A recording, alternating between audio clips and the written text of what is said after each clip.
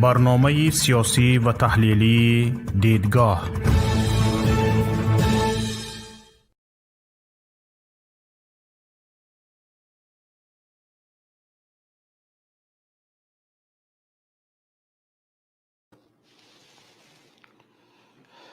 درود بر شما تماشاگران عزیز گرامی ما، خوش آمدید به برنامه تحلیلی دیدگاه.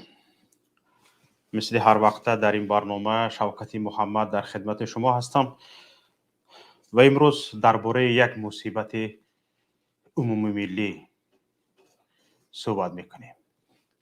مصیبت هم این است که دو طبیب، هم طبیب معنوی و هم طبیبان جسمی تاجیکستان رو به فرار از تاجیکستان آوردند. طبیبان فیزیکی ما یعنی طبیبان جسمی ما این خود همه طبیبان هستند، پزشکان هستند که ما را طبابت میکنند. طبیبان روحی روانی ما و طبیبان معنویات ما این معلم ها و آموزگاران هستند که رو به فرار از تاجیکستان آوردند. از تاجیکستان یک به یک گریخته رفته ایستادند، رو به هجرت آوردند و کسب مقدس خود را اکثریت ترک کرده حتی راضی هستند در کشور بیگانه کوچه‌روبی کنند، خشت زنند، دایکاری کنند.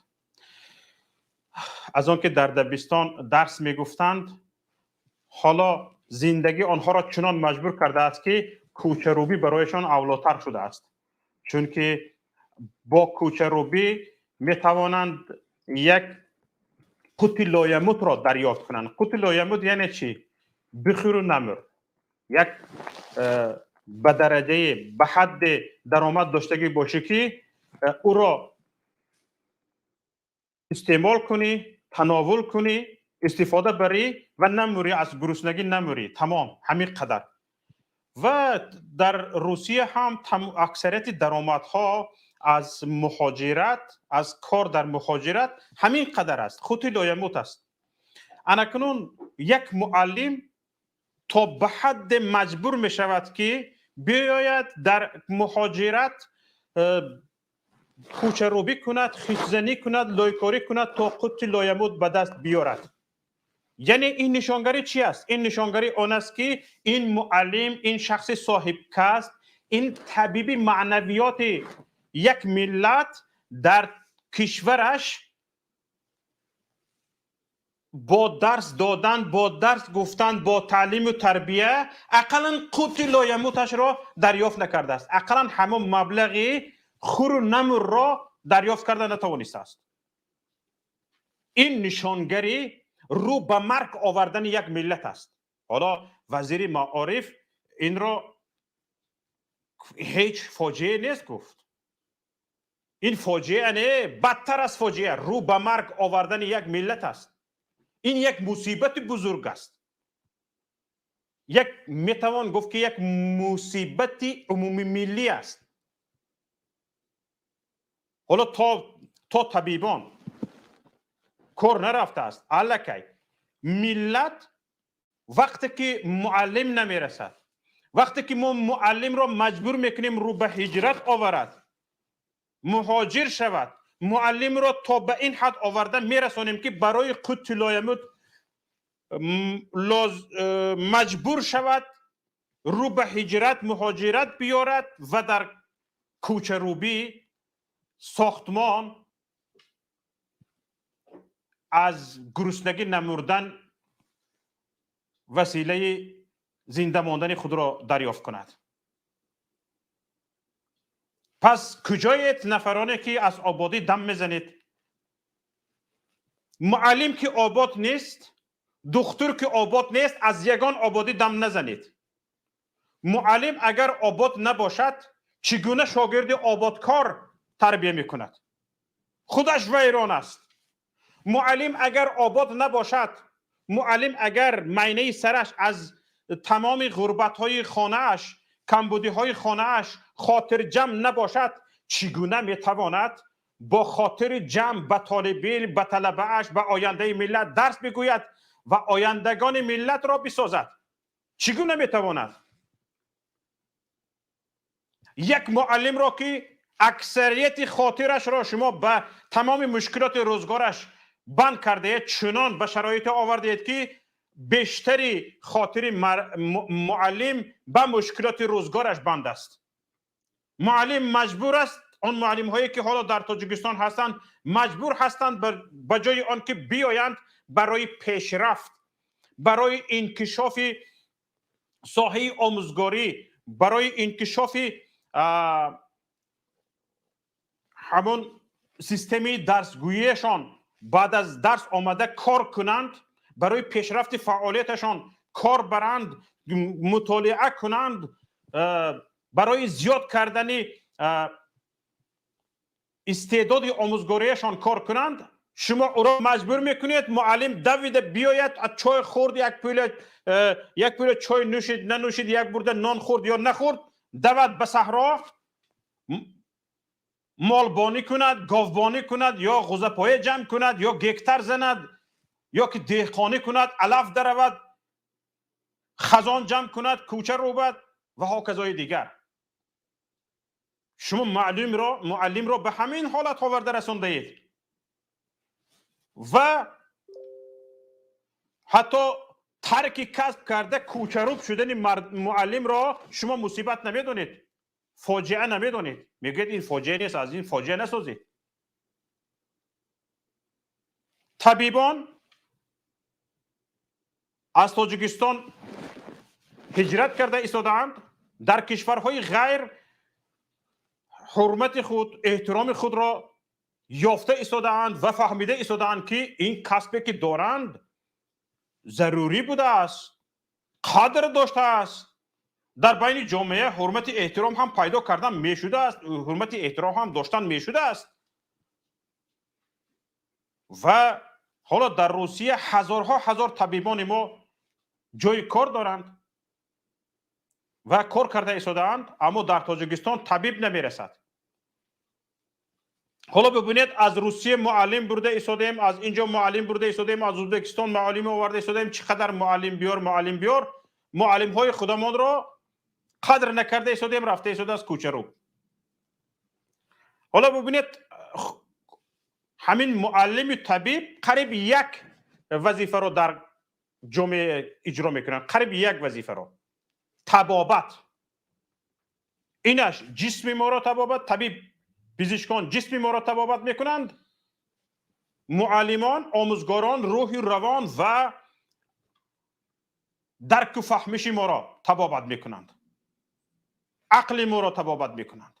این هر دو قریب یک وظیفه را اجرا میکنند. و ببینید وقتی که بیماری طبابت نشود مرگ است عاقبتش. بیماری که طبابت نشد عاقبتش مرگ. ببینید در تاجیکستان دانش نمیرسد، بیماری است یا نه؟ بیماری. متخصص نمیرسد، بیماری هست یا نه؟ بیماری. وقتی که از دانش کم در کشور گیله‌مندیم، از در مکتب ها کم سوادی مکتب بچگان خوانندگان گیله‌مندیم، این نشانگر آن است که ملت روح و روانش، عقلش، فراستش، دانشش بیمار است، باید طبابت شود. اما طبیبان عقل و فراست ما، علم و دانش ما رو به فرار آوردند، ما آنها را مجبور کردیم رو به فرار بیارند. یعنی ملت در حال بیماری است. اگر این طبابت نشود عاقبتش مرگ است. ما ملت را در حالت بیماری نگاه می‌داریم و رو به مرگ آورده ایم، هم جسماً هم معنویاً. ببینید اینجا من همین فیسبوک کامپیوتری مرا پیوست کنید، خواهش میکنم. ببینید یکی از طبیبان معروف کشور، یکی از طبیبان معروف تاجیک سالهای طولانی در روسیه زندگی میکنن، با ایشان من یک یا دو مرتبه هم صحبت شدم و خلاص. لیکن برایشان هرچند به احترام من نیازی ندارند، برایشان خیلی احترام دارم و قریب هر روزه چنان فعال هستند که قریب هر روزه از درد ملت می نویسند. نوبسته از اون که خیلی سرکار هستند، همگان میدونیم، همچون طبیب در روسیه در مسکو کار میکنند خیلی سرکار هستند اما هر روز برای بیداری ملت، برای آگاهی ملت تاجیک یک چیز می نویسند. و حالا ببینید درباره پیام آخرین پرزیدنت تاجیکستان به پارلمان فکرشان رو نوشتگان. من همینجا میخونم بعد صحبت رو سر میکنیم. انشالله چندی از دوستان استادان وارد برنامه شده هستند، با صحبت ایشان انشالله برنامه رو سر میکنیم. ببینید چی میگن از پیام آخرین پرزیدنت تاجیکستان به پارلمان.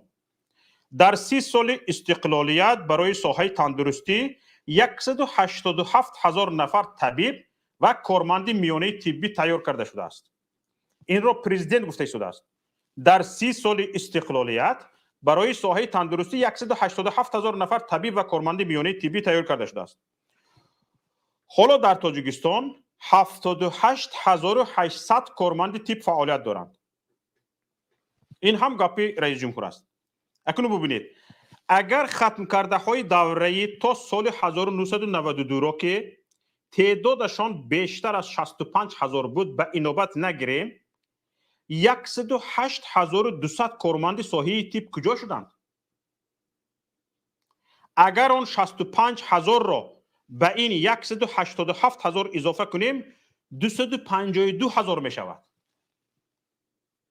65,000 دوره اتحاد شوروی، 187,000 در دوره استقلالیت آماده شدگی، یعنی در تاجیکستان حالا 252,000 طبیب بوده است. 252,000. اکنون عبدالله دولت میگوین که فرض کردیم که در این 30 سال هر روز یک نفری، یعنی یک نفری طبیب دنیای فانی را ترک کرد و یک نفری نفقه رفت، یعنی 22,000 از ساحه با سبب‌های طبیعی رفتند، مردند، به نفقه رفتند، یعنی 22,000 نیست، میماند از این 252,000 230,000 230,000 کارمند ساحه طب مانده است. اما چنانه که از پیام رئیس جمهور تاجیکستان امامعلی رحمان دریافتیم، همه 78,800 نفر در ساحه تندرستی تاجیکستان فعالیت دارند. از 230,000 78,800 نفر تمام. اکنون عبدالله دولت میگویند که هیچ باور نمی شود که 108,200 نفری در دوره استقلالیت ختم کرده بعد گرفتن دیپلم طبی از فعالیت در این رشته پشیمان شده و که در رو رفته باشند و یا با شمول دکتران دوران شوروی همه 151,200 نفر به خاطر معاش خوبتره به اسب صاحبکاری سوار شده باشند یا تاجر شدگی باشند. مثلا 151,000 نفر، 151,000 نفر یا هجرت کردن یا ترک ساحه. چرا؟ سوال به میان آمده شده است. یعنی در 30 سال استقلالیت حکومت تاجیکستان مبلغ‌های هنگفته را جدا کرده و دقت دهید 187,000 کارمند ساحه طب تیار کرده است و قریب 108,200 نفری آنها این خراجات دولت را بر نگردانیده‌اند. به یک نفر طبیب چقدر پول مصرف می شود؟ تقریبا برای یک نفر طبیب 100,000 دلار پول صرف می شود. برای یک نفر طبیب. اگر رهبریت کشور طلب کند کی جواب می گفتگی باشد؟ منه. کی جواب می گوید؟ فهمده شدید؟ این را یک من نه، یک نفر نه، یک صاحب کسب، یک فعال جامعه شهروندی، نفری که تخصصشان طبیبی است، هم در تاجیکستان فعالیت طبیبی داشتن، هم در مسکو در یکی از مشهورترین کلینیک های مسکو فعالیت دارند. پس ببینید تا این حد در حالت بیچارگی قرار داریم، تا این حد رو به بیچارگی آورده ایم. بیچارگی کجا؟ رو به مرگ آورده ایم. وقتی طبیب نمیرسد این مضمون از چی است؟ وقتی که تو بیماری داری و طبیب نمیابی مضمون از چی است؟ تهدید مرگ. یعنی رژیمی که امروز مسئولیت یک ملت در دستش است، در عهده اش هست، ملت را رو به مرگ آورده است. با میگد از این فاجعه نترسید. حالا بیایید اینجا رئیس دپارتمنت اطلاعاتی پیمان ملی تاجیکستان استاد تیمور ورقی را ما به برنامه دعوت کرده بودیم. در این باره فهمیم که مخالفین چه اندیشه دارند در هجرت معلمان و دختران. خوش آمدید به برنامه استاد تیمور ورقی. با خوش آمدید فکر اندیشه های شما را همراهی تماشابینانمان بشنویم. خوش باشه شوکت جان، خوش باشه. ما کاملا با سخن شما موافق هستم. عیناً هر یک کلمه شما درست است، حق است. و ما حیران هستم که در حقیقت چنین وزیر موارد داریم که گفته است در کنفرانس مطبوعاتی که فرار، ما دیگر هجرتی نمیگم، فرار معلمان از تاجیکستان فاجعه نیست، که تاجیکستان مکتبات به معلم ماند. خوب دیگر مکتب بچه ها به نظارت، به علم، به تربیه میموند، مگر این خود همین فاجعه نیست؟ خودی بودن وزیر، چنین وزیر در قوس، در مقام چنین آدم در مقام وزیر موارد، خود همین فقط فاجعه است.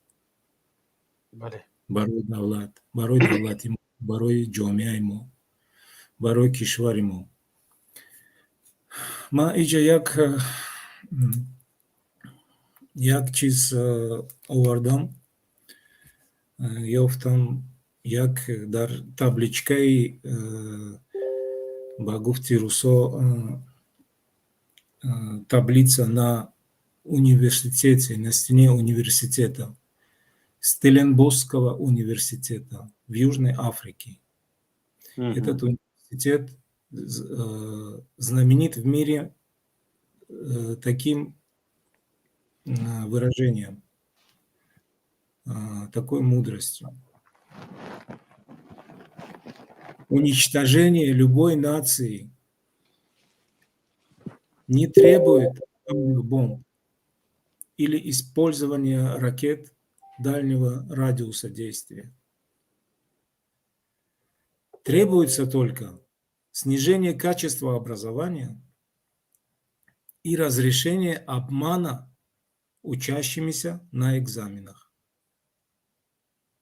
Пациенты умирают от рук таких врачей, которые были недоучки и которые обманывали на экзаменах. Здания разрушаются от рук таких инженеров. Деньги теряются от рук таких экономистов и бухгалтеров. И, наконец, важно, справедливость утрачивается в руках таких юристов и судей. Крах образования – это крах нации. Вот в этих словах, в нескольких словах, описана вся трагедия Таджикистана. Вся трагедия, результат 30-летнего правления Эмомали Рахмона для нашего государства – это трагедия. Трагедия даже просто в том, что вот сейчас я говорю, правление Рахмона для государства. Многие в нашем родном Таджикистане не понимают таких слов. И вот сегодня некоторые опять обвинили меня в том, что Я якобы выступаю против государства. И я якобы выступаю, я критикую, очерняю нацию, очерняю государство. Люди, которых воспитал имам Али Рахмон, безграмотные, недалекие, темные, узколобые, с узким мировоззрением, необразованные, неспособные просто понять элементарную разницу между понятиями государства, страна, правительство, власть. Это совершенно разные понятия. Значит, то, что сегодня творит марионеточное правительство имама Али Рахмона, это творится во вред стране. Значит, страна состоит из территорий и народа. Народ является носителем власти. Народ вместе со страной, народ определяет,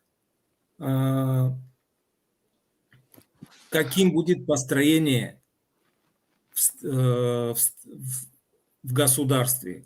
Государство – это совокупность народа и страны и территории.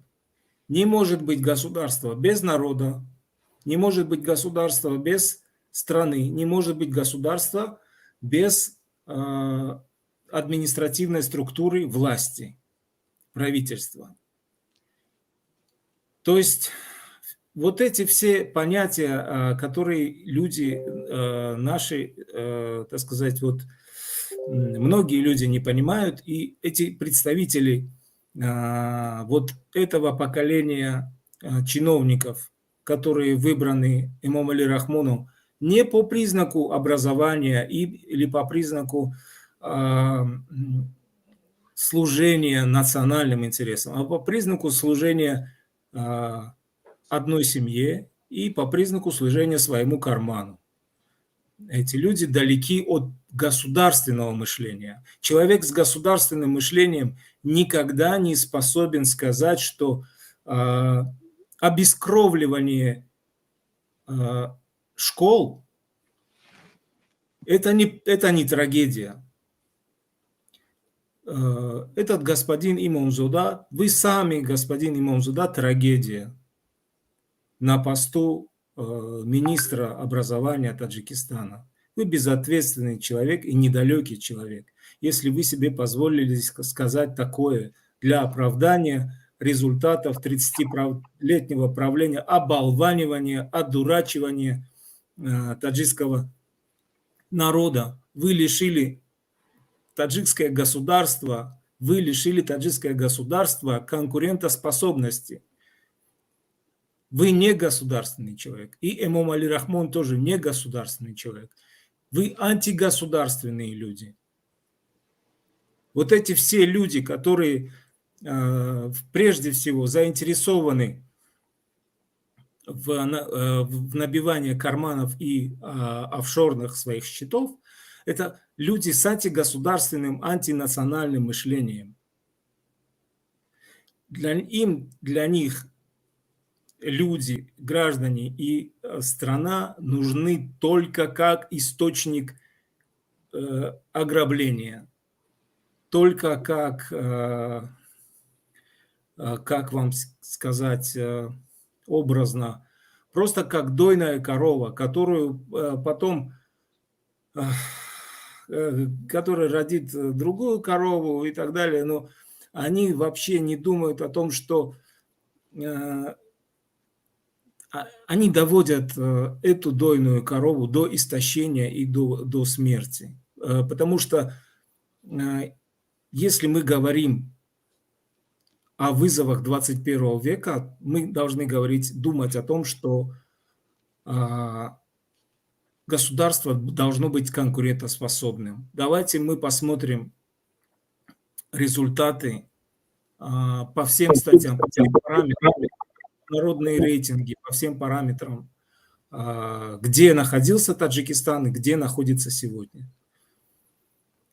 Просто возьмем даже не уровень жизни. Мы говорим, давайте возьмем просто вот интернет. Сегодня 21 век, без интернета невозможно, образование невозможно. Для того, чтобы наше государство, нация могла быть жизнеспособна, она должна обладать знаниями, иметь доступ к знаниям мира. Сегодня эта власть позволяет себе блокировать на 2-3 месяца целую область. Одну из самых передовых в области образования. Область – это Горный Бадахшан. Они блокируют, осуществляют блокаду информационную, интернет, закрывают интернет. Вы закрыли интернет для Горного Бадахшана, и вы искусственно понижаете качество интернета в Таджикистане. Вы самоубийцы. Это убийство государства на самом деле. Сегодня интернет должен быть в каждой школе, в самом отдаленном кишлаке. Даже если не будет стен и не будет крыши, должен быть интернет. Для того, чтобы люди имели знания, получили знания и построили и стены, и потолок, и поставили солнечные батареи. Но вы не можете обеспечить, не только не можете обеспечить нормальное состояние школ. Я видел школы, я ездил, будучи журналистом в Таджикистане по разным районам, я ездил вот в вашем родном Ашском районе, я видел школу имени актера Вахидова. Может быть, вы, наверное, там не учились, но это вот эта школа имени знаменитого, вы знаете, да? Да, знаю. Имени знаменитого актера Вахидова, чей голос мы никогда не забудем, чье лицо «Я здесь и не здесь», который играл Ахримана в знаменитой трилогии Бориса Кимягарова «Сказание о Рустаме», который говорил «Я здесь и не здесь, я везде и нигде», и так далее, и так далее. Это знаменитый человек, школа имени Вахидова в аварийном состоянии. Часть крыши, это было в 2011, начале 2012 года, зима. Часть школы обвалилась, полы аварийного состояния, в классах буржуйки, и дети сидят в тулупах, в пальто сидят и задыхаются, и болеют. Такое положение. Да, такое положение. Такое положение. Ситуация в Таджикистане. Это школа Махмуджон Воидов, это находится в поселке. Да. Вот именно, что она находится в поселке, в районном центре. Это уровень районного центра. Давайте тогда себе представим, в каком состоянии находятся школы за пределами, значит, районного центра. Какого уровня преподаватели там преподают. Один преподаватель преподает 7 предметов, и когда он становится более или менее, как в том анекдоте, я 5 раз объяснил ученикам, наконец-то сам понял, они не поняли, и когда он 7 предметов преподает, ему нужно много лет для того, чтобы он освоил, понял школьную программу по разным предметам. Если он учитель физкультуры, и он преподает физику, астрономию или английский язык, он должен, в конце концов, сам заниматься самообразованием. Вы знаете анекдот, который ходил у нас в университете, я расскажу сейчас про то, как абитуриент из далекого кишлака Памирского поступал на ИНЯС, и, будучи уверен, что он владеет английским в совершенстве, один из лучших учеников с красным, значит, аттестатом, одни пятерки. И он, когда стал говорить по-английски, преподаватели английского языка его не поняли. Они вызвали, значит, у нас был такой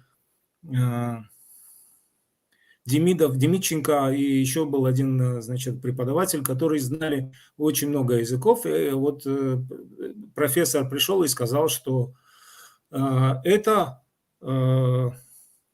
язык, значит,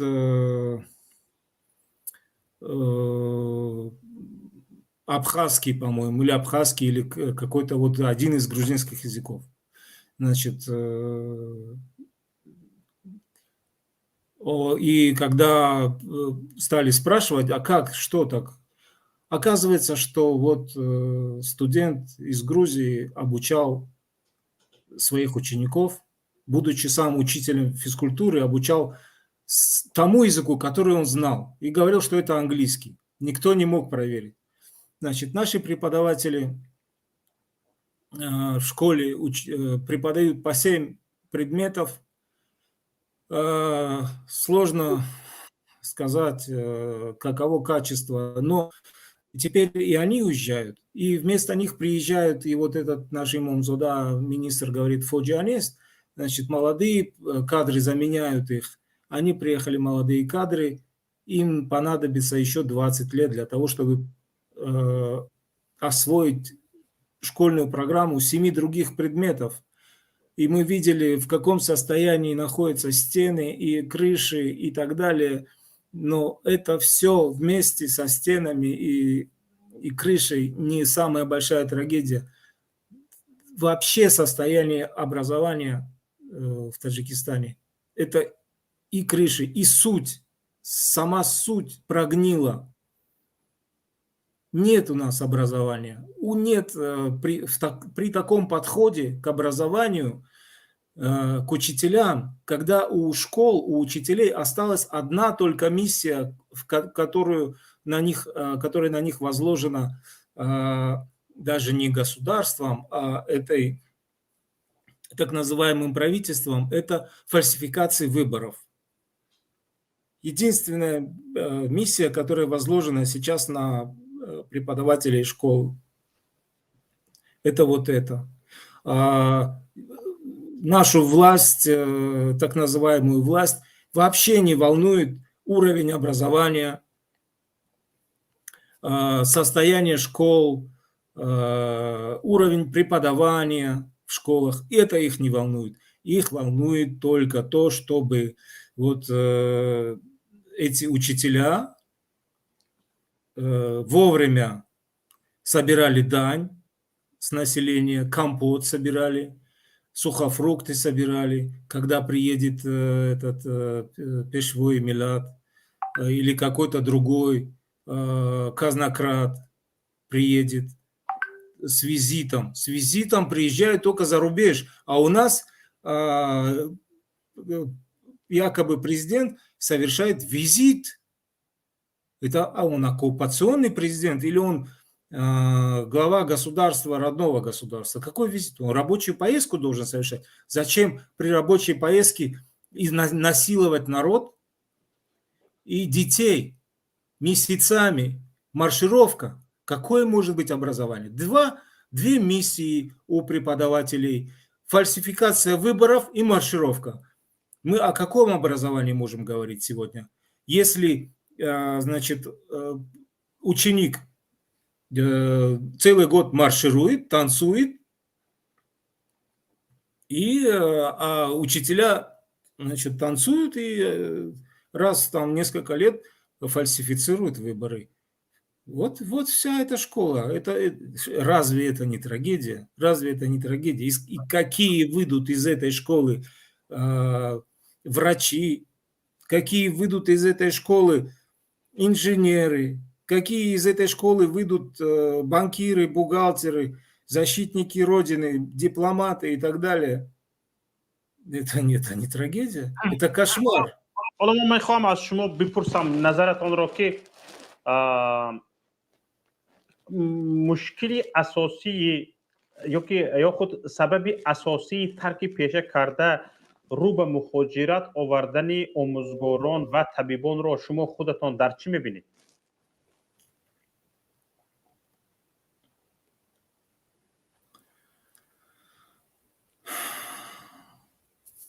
В том, что у нас не государство, а у нас государство захватила банда, которой не нужно образование. Она решает свои узкие интересы. Это касается не только школ, не только образования. Это касается всех областей экономики и так далее. Если вы помните, после Советского Союза остались заводы. Эти заводы все распилили. Продали на металлолом. Люди остались без работы. Этому так называемому правительству, это не государство, это так называемое правительство, даже это не правительство, это просто кучка гангстеров, хунта, бандитов, которые захватили, это оккупационный режим. В нашем государством руководит оккупационный режим, который не заинтересован в образовании, потому что быдлом, баранами управлять легче, им не нужны образованные люди.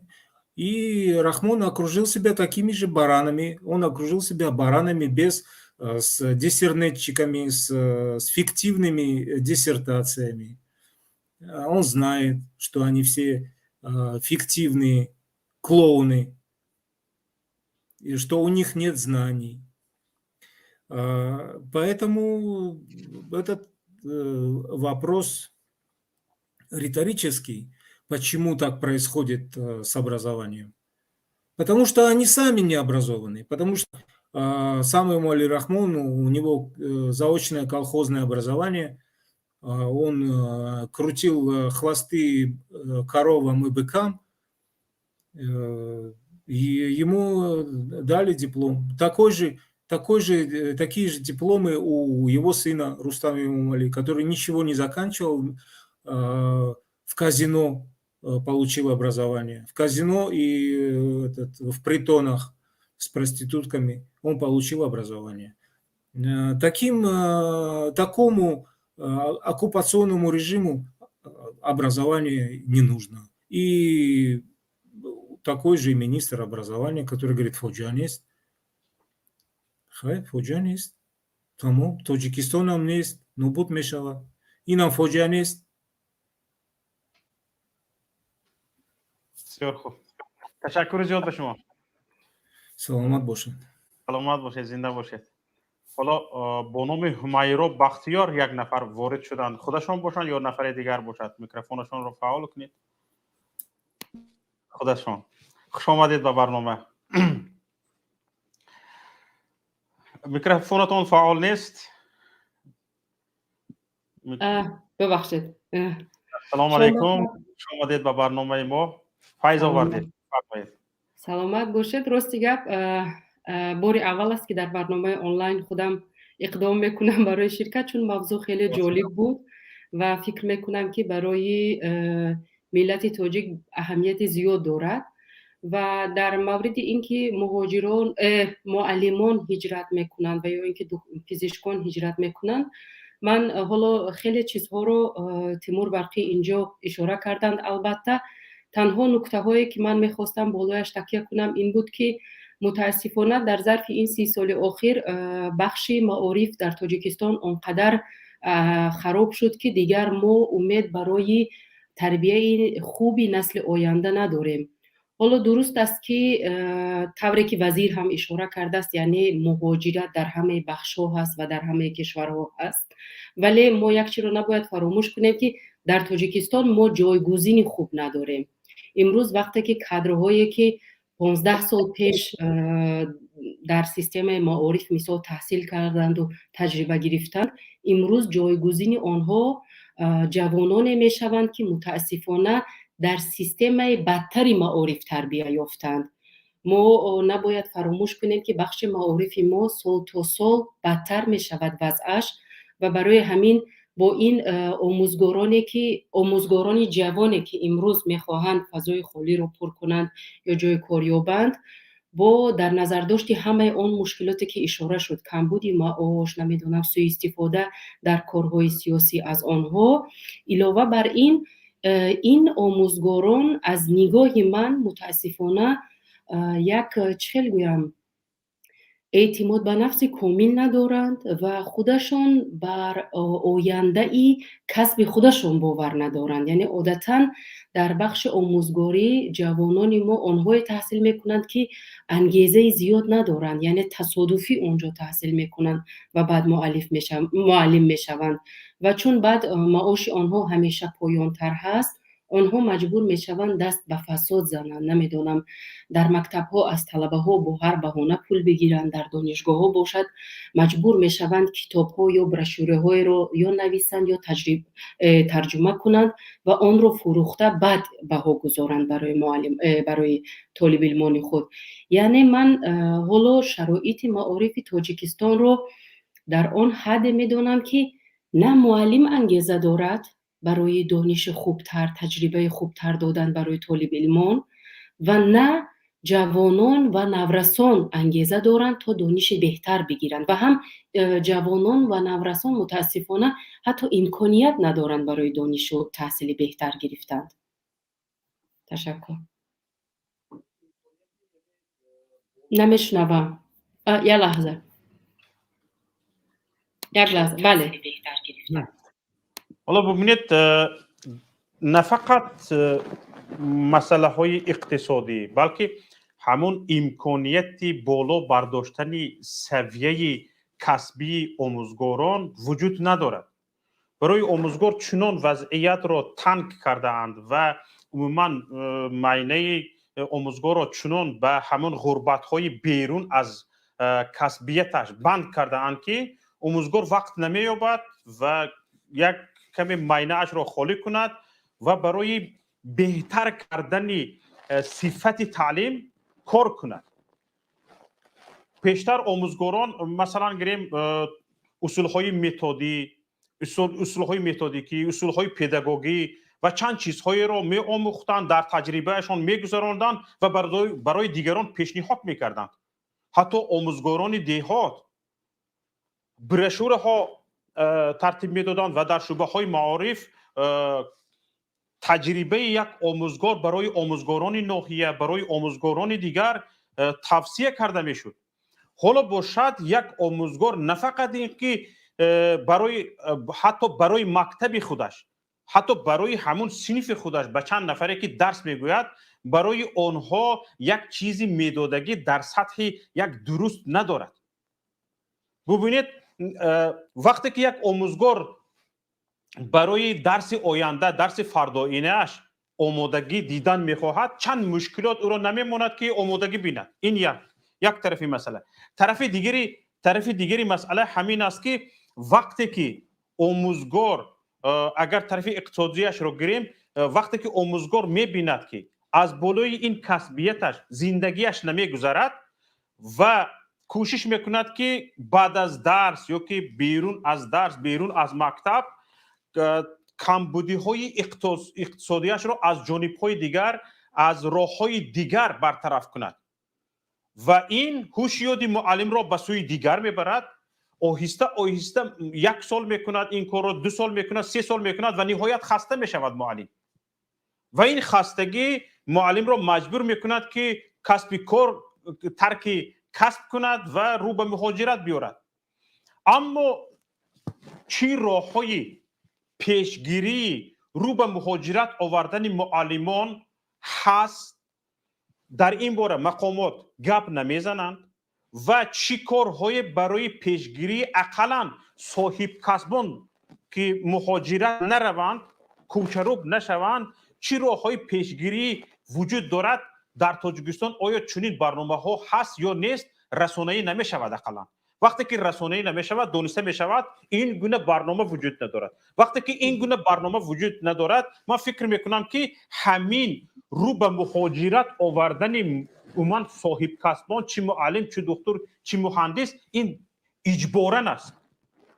شما چه اندیشه دارید؟ ببینید، من فکر میکنم سبب اصلی این همه مشکلی که حالا معلمان در تاجیکستان در عموم دارن، چه معلمان در مکتب‌های ابتدایی و یا در دانشگاه، این آزاد نبودن آنها هست. وقتی که یک معلم را مجبور میکنند که در دایره محدود یک دیدگاه سیاسی اندیشه کند و بیرون از اون فکر نکند، باور کنید که این خودش یکی از فشارهای شدید روانی میتواند برای خودی همون معلم باشد. اگر معلمایی هستند که قوی هستند و فکر میکنند که یعنی نوابسته از اون که بالایشان فشارهای سیاسی هست باید برای نسل آینده کار کنند و بهتر هم هرچی دارند از علم برای خوانندگان دهند، اینجا علاقه آنها دچار میشوند به همون مشکلی که شما گفتید، با کمبود معاش. ببینید، من خیلی تعجب میکنم. تقریبا 3 سال پیش یک گزارش، یک حسابات آماده میکردم برای یک بخشی، برای یک وکیل آلمان در مورد سهم آلمان در بخش معارف در تاجیکستان و من واقعا هم خیلی تعجب کردم وقتی که در رفت این تحلیل نویسی از معلوماتی که هست اونها رو جمع میکردم. ببینید، بخش معارف تاجیکستان من با باوری کامل گفتم میتوانم که یکی از بخش‌های اصلی هست که آلمان، اتحاد اروپا، امریکا در دایره برنامه‌های گوناگون در این 20 سال اخیر، یعنی بعد از جنگ اگر بیشتر در نظر بگیریم، از سالهای 2000 در نظر بگیریم، یکی از بخش‌های اصلی هست که همیشه مبلغ گذاری می شود. و اینکه چرا هنوز هم معلمان ما در شرایط یک بیچاره حالی زندگی میکنند و معاش خوب ندارند، واقعا هم برای من سوال هست و وقتی که شما از وزارت این رو پرسان میشوید هیچ وقت جواب دقیق نمیگیرید، چون که مشکل در آن هست که حتی مثال در وزارت ما در چی میگویند، در تحت نظارت حکومت اجرائیه فعالیت میکند. مشکل های تاجیکستان در بخش های گوناگون، چی در معارف چی در بخش طب، خیلی پیچیده هستند و همه آنها برمیخورد به همون مناسبت حکومت با وزارت ها. همه آنها برمیگردد به اون که حکومت اجرائیه یگان یک وزارت ما رو آزاد نمیگذارد و همیشه تلاش میکند از آنها در دایره منفیت های سیاسی خود سوء استفاده کند. و منفیت سیاسی امروزه حکومت تاجیکستان از بخش معارف آن هست که نسل‌های آینده و جوانان امروزه تاجیکستان هرچی بیشتر محدود باشند، انگیزه ها نداشته باشند برای علم آموزی، برای رشد کردن، برای کریر کردن برای خود در هر بخشی که میخواهند و برای همین هم ما پیش نمی رویم و این دیگر تبدیل می‌یابد به همون چی میگویند چرخ فلکی که از این جویش میروی هم به همون نقطه اول برمیگردی، از سمت دیگرش هم وارد شوی به همون نقطه اول برمیگردی، چون که طوری گفتم وزارت معارف ما یکمش که بودجه آزاد ندارد و دوم اینکه همیشه باید تمام اقدام‌های خود را با حکومت اجرائیه و موافقه رساند و تنها بعد از آن میتواند یک اقدام کند و این مشکلی ها باعث می شوند که معلمای ما بدون انگیزه باشند. دیگر همون طوری که گفتید 2-3 سال کار میکند، وقتی که میبیند کارش پیش نمی رود به دو شکل. ببینید، یا اینکه معلم خودش رو فدا میکنند برای ساحه انتخاب کرده اش، یا اینکه یکی از فسادگران اصلی در کشور می شود و یا اینکه مجبور می شود ترک پیشه کند. آن معلم هایی که امروز در تاجیکستان هستند و با تمامی به قول وجود میخواهند خود رو به بخش علم بخشند، من فکر میکنم آنها یعنی مجبور هستند در برابر اینکه با کسب انتخاب کرده خود کار کنند، همزمان یک کارهای دیگر انجام بدهند. نمیدونم کم کم فروشندگی کنند یا اینکه طلبه های چی میگم درس آزاد بگیرن بر عوض پول، یک کارهای دیگر بکنن، چون که معاش کافی نیست، معلمان آزاد نیستن. من اینجا حاضر یک مثال میارم، برای من خیلی جالب بود. 3 سال قبل وقتی که یکی از معلمای مکتبی اودی یعنی ابتدایی در آلمان تصمیم میگیرد 1 سال تعطیلی چی میگویند این رو تعطیلی کسبی برای خودش بنویسد، یعنی 1 سال بیرون از کار باشد. و وقتی که از او میپرسن که چرا همچنین تصمیم میگیرد، بعد میگوید که معلم خیلی جوان هست و خیلی انگیزه دارد. فکر کنم یک چیز حدود 30 ساله بود معلم.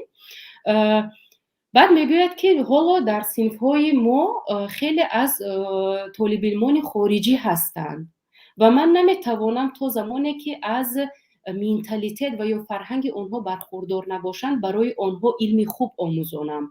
و برای خودش ضرور میداند که 1 سال تعطیل اکادمیکی بگیرد و اون کشورهایی که مثال طالب علمانش از آنجا هستند، از روسیه، از سوریه، از چند کشور دیگر مثال آفریقا، اونجاها دیدن میکند و برمیگردد. بعد میگوید که اکنون من میدونم که با این طالب علما با کدام زبان صحبت کنم که آنها مرا درک کنند.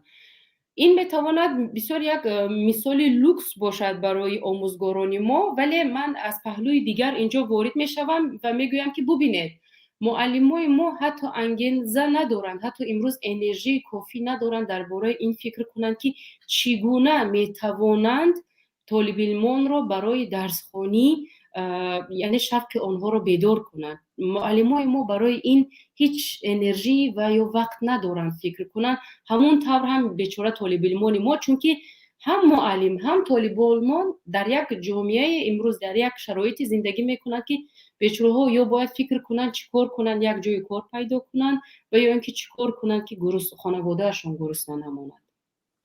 تشکر. یک سوال دارم، این هم این است که یگان امید یا اینکه یگان روشنی در آخر تونل میبینید؟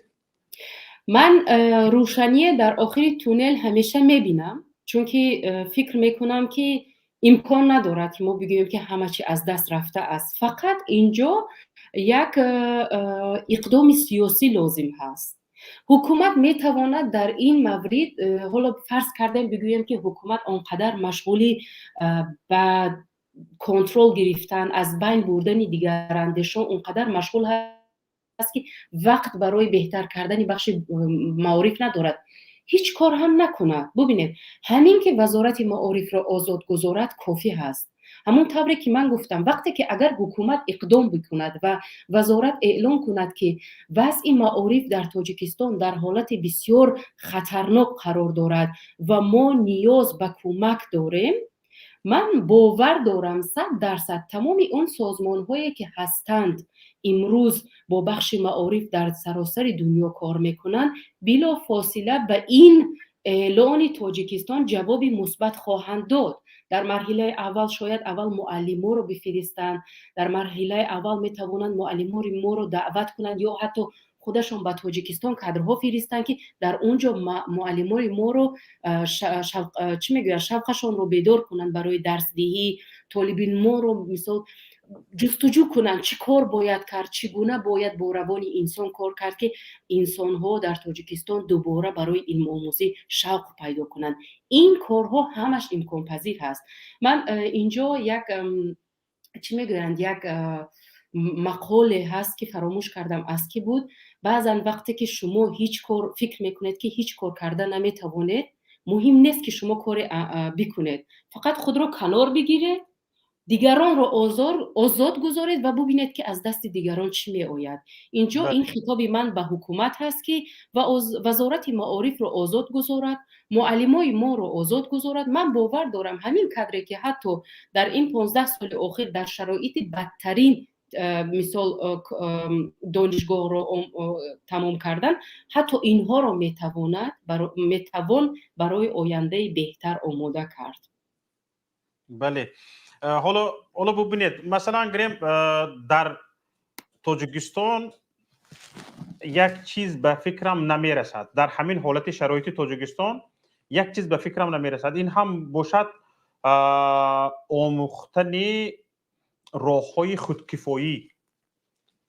خودکفایی مؤسسه ها.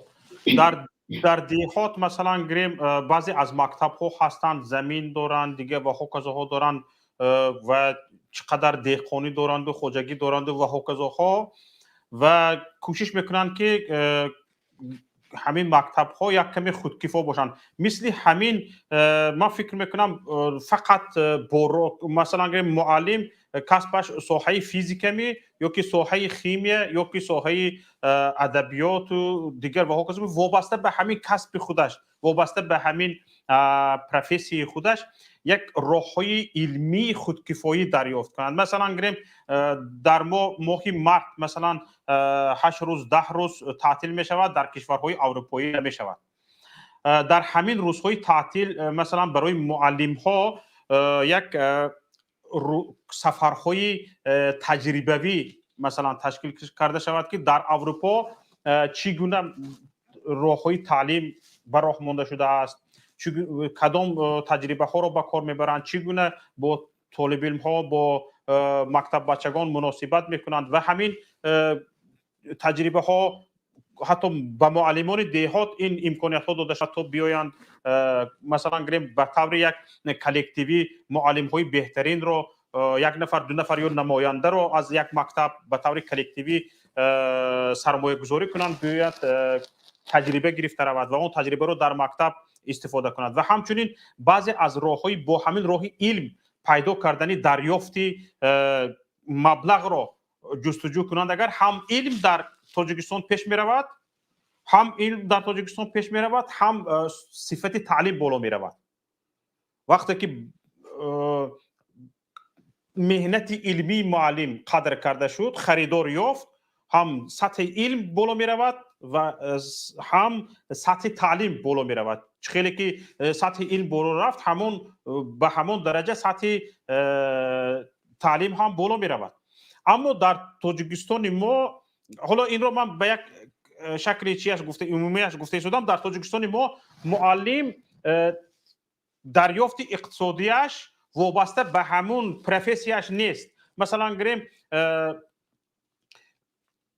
در کشورها مثلا گریم منصبداران یا که کارگران فیرم یا دیگر و هوکزاها چی هم دارند، فعالیت آموزگاری هم دارند، میروند در دانشگاه ها درس میتیند، در مکتب ها درس میتیند و هوکزاها و وابسته به همین خصوصا اقتصاددان ها خیلی به این کار بیشتر مشغول هستند. هم تاجر هست، رهبر شرکت هست، در یگان شرکت کلان کار میکند و هم در مکتب ها درس میدهد. وقتی که او هم تجربه دارد هم علم دارد، وقتی که درس میگوید هم از تجربه درس میگوید و هم از علم آموخته‌اش، هم از پرکتیک و هم از تئوری درس میگوید. این خیلی صفت تعلیم رو بلند میکند. اما در تاجیکستان ما چنان صاحب کسب رو بیچاره کردند که او نه به یک صاحب کاری ساحه خودش مثلا اقتصادیات رو آورده در وی کار کرده میتواند، نه در مکتب درس گفته میتواند. در هر دو جانب هم بیچاره کردگی هستند. و اویا به فکر شما که در کشورهای اروپا هستید، بسیار با کارشناسان روبرو میشوید و بسیار با تحلیلگران هم نشین میشوید، آیا راه‌های دستگیری معلمان، شما به چند گرانت‌های اروپایی اشاره کردید، راه‌های دستگیری معلمان در تاجیکستان وجود دارد که معلم نه فقط حکومت، مثلا کشورهای اروپایی گرانت دهندگان دستگیری‌های مالی می‌کردگی کشورها نه با حکومت بلکه راه‌های پیدا شود که مستقیما با خود معلم‌ها کار کنند، همکاری کنند. مثلا اگه معلم تواند که با دستگیری آنها محفل ها تشکیل کند، هم صاحب مبلغ بشود و هم صفت علمیش بالا می رود و هم صفت تعلیمش بالا می رود. و می توانند معلم ها مستقلانه بدون حکومت مستقلانه به گرانت ها مراجعت کنند، به کشورهای گرانده مراجعت کنند، به سفارت ها مراجعت کنند. آیا همین راه به فکر شما در تاجیکستان وجود دارد؟ من ببینید طوری که گفتم همه کار امکان دارد، حتی در همون تاجیکستان. من حتی باور دارم که اگر بودجت تاجیکستان رو درست تقسیم کنن، حتی با از حساب همون بودجت ما میتوانیم برای معلمان یک معاش خوب بدهیم. ببینید امروز معاش در اون سطح هست که معلم بیچاره شاید فقط 10 روزی یک ماه رو زندگی کرده تاند از حساب اون معاش و 20 روز دیگر چی میخورد دیگر کسی نمیداند. و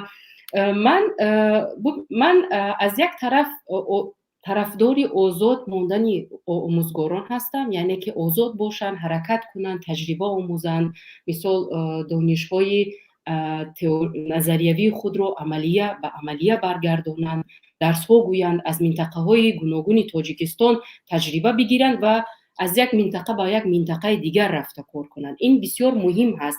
همین محلگرایی که امروز ما میگوییم یکی از ریشه‌های، یکی از اصول‌های از بین بردن آن همین هست که اون شهروند مثال در همون منطقه تولد شده خود نه، بلکه در دیگر منطقه ها هم سهم خود رو گذارد، همچون آموزگار. از طرف دیگر حالا اون چیزی که شما اشاره میکنید که معلمان خودشان مستقیم به سازمان ها یا به سفارت ها مراجعت کنند، من فکر میکنم این هم برای معلمان کاری زیاد میشود. اگر همون مشاهده هایی که ما از آلمان فرض کرده من میکنم، مثلا ببینید یک معلم رو به یک تاجر مبدل کردن هم کاری خوب نیست. من بازم تکرار میشود الکی سوم بار، ولی بازم میگویم که بودجه تاجیکستان مبلغ کافی دارد برای آموزگارای ما. فقط کافی هست که حکومت اولویت رو بالای بخش معارف گذارد و وقتی که یک معاش نسبتاً بهتر برای معلم ها میدهند و وعده داده می شود که فرض کردیم در ظرف 3 سال آینده یا که 5 سال آینده معاش شما باز بهتر می شود، این خودش الکی انگیزه می شود که آموزگارای ما هر چقدر امکان دارند بیشتر تلاش کنند برای مثال یک معلم خوب شدن. از طرف دیگر اون اشاره که شما کردید از اون حوله های چی میگن که در مکتب هستن یا که در بالانس مکتب ها هستن، اینجا می شود کم و بیش از تجربه دیگر کشورها استفاده کرد. چرا ما همیشه فکر کنیم که یک کس دیگر بیاید برای ما آموزاند؟ حاضر تمام معلومات، تمام متد ها در همین اینترنت هستن. من از ژاپن مثال میبیارم. ببینید در ژاپن با وجود اینکه مثال نهار، یعنی با زبانی تاجیکای امروزه بگیم اگر عبید برای تمام طالب علم رایگان هست، مکتب ها خودشان سبزیجات و میوه‌جات رو پرورش میکنند. ببینید این هم میتواند یکی از راه دیگری جلب کردن باشد، یعنی هم یک شهروند کار کردن و مهنت کردن رو یاد میگیرد، هم باغبان ها رو میتواند در آینده احترام گذارد که یعنی واقعا کاری زحمتکش است، و هم از طرف دیگر مکتب خودکفایه می شود از بخش مثال تأمینی طالب علمان با غذا، با آب، با چای، با نمیدونم با آب میوه و این چیزا. راههای خیلی گوناگون وجود دارد. من میگویم همین که این در 30 سالی که حکومت هیچ کار برای معارف هم هیچ کار نکرد، هم بر ضرر معارف کار کرد، حالا فقط میتواند بخش معارف را آزاد گذارد. و همون طوری که گفتم اگر مثال بخش معارف تاجیکستان بیرون از فشارهای سیاسی باشد، فشارهای سیاسی گفتم من اینجا اولین چیزی که مثال آوردن میخواهم این که ببینید معلمان را بدون اجازه به طور اتوماتیک اعضای حزب حاکم میکنند و وقتی که معلم اعضای حزب حاکم میشود، یعنی اعضای حزب خلق دموکراتی، اتوماتیک از حساب معاش او نمیدونم تقریبا 10 سال قبل وقتی که من این موضوع رو پیگیری میکردم، اگر اشتباه نکنم یک چیزی در حدود 10% معاششون رو میگیرند هر ماه. حالا شاید بیشتر شده باشد، یعنی از حقیقی که هر حزب دارد. و ببینید فشارهای سیاسی گفتم من از این شروع میکنم، معلمی بیچاره آزاد نیست. یعنی تو اگر میخواهی معلم شوی، تو پس باید اعضای یک حزب شوی من معلمان رو آزاد مانید گفته از این قدم‌هایی برای حکومت تاجیکستان عادی شروع میکنن. یعنی وقتی که تو رو فشار میبرن که اعضای یک حزب شو، نمیدونم بعد برای اون حزب همیشه پول جدا کن در آینده، بعد برای همین طور است. بله، بعد مثال برای کارهای سانیتری تو رو استفاده میکنن، معلمان رو، مکتب رو تازه کن، نمیدونم دستشوی‌های مکتب رو بشو، پول جدا کن، معرکه های سیاسی گذران، اگر مهمان از وزارت آمد برای آنها میزی خوب تشکیل کن. همه این پول هست، همه این پول هست و وقتی که مکتب برای این بودجه نداره، دانشگاه بودجه نداره، پس مجبور میشون از حساب طالب علمان کنن. یعنی فساد همین خیلی بعد چرخ میزند. حالا حکومت اینها رو آزاد گذارد، بودجه آنها رو آزاد گذارد، مکتب ها بگذار آزاد باشند و بعد ببینیم حداقل برای 5 سال آزاد گذارد، ببینیم که ما به کجا میرسیم. در 30 سال اینقدر تحت نظارت گرفت، فشار آورد که ما به هیچ کجا نرسیدیم. معلمای ما دوران هرچی بی‌سوادتر میشوند. من این رو کاملا با اظهار تأسف میگویم، چون که معلمای ما در دایره یک محدود اندیشه رو میکنند امروز و این خیلی خیلی باعث تأسف است، چون که از دایره جهانبینی یک معلم آینده کشور وابسته هست. تشکر. بله درست. حالا چی چیزی گفتنی داشتید که من نپرسیدم؟ راستی گپ در بخش معارف گفتنی ها خیلی زیاد هستند، فقط همین رو میخواستم بگویم که همه آن معلمایی که امروز هستند ما از آنها گله میکنیم که مثال سواد خوب ندارن، جهانبینی تنگ دارن. از طرف دیگر ما باید خیلی خونسردانه تحلیل کنیم و ببینیم که بیچاره این کادرها در تاجیکستان در همون شرایط تربیه یافته ایستادن که امکان داشتن. یعنی اینا محصول همین بخش معارف امروزه ما هستند.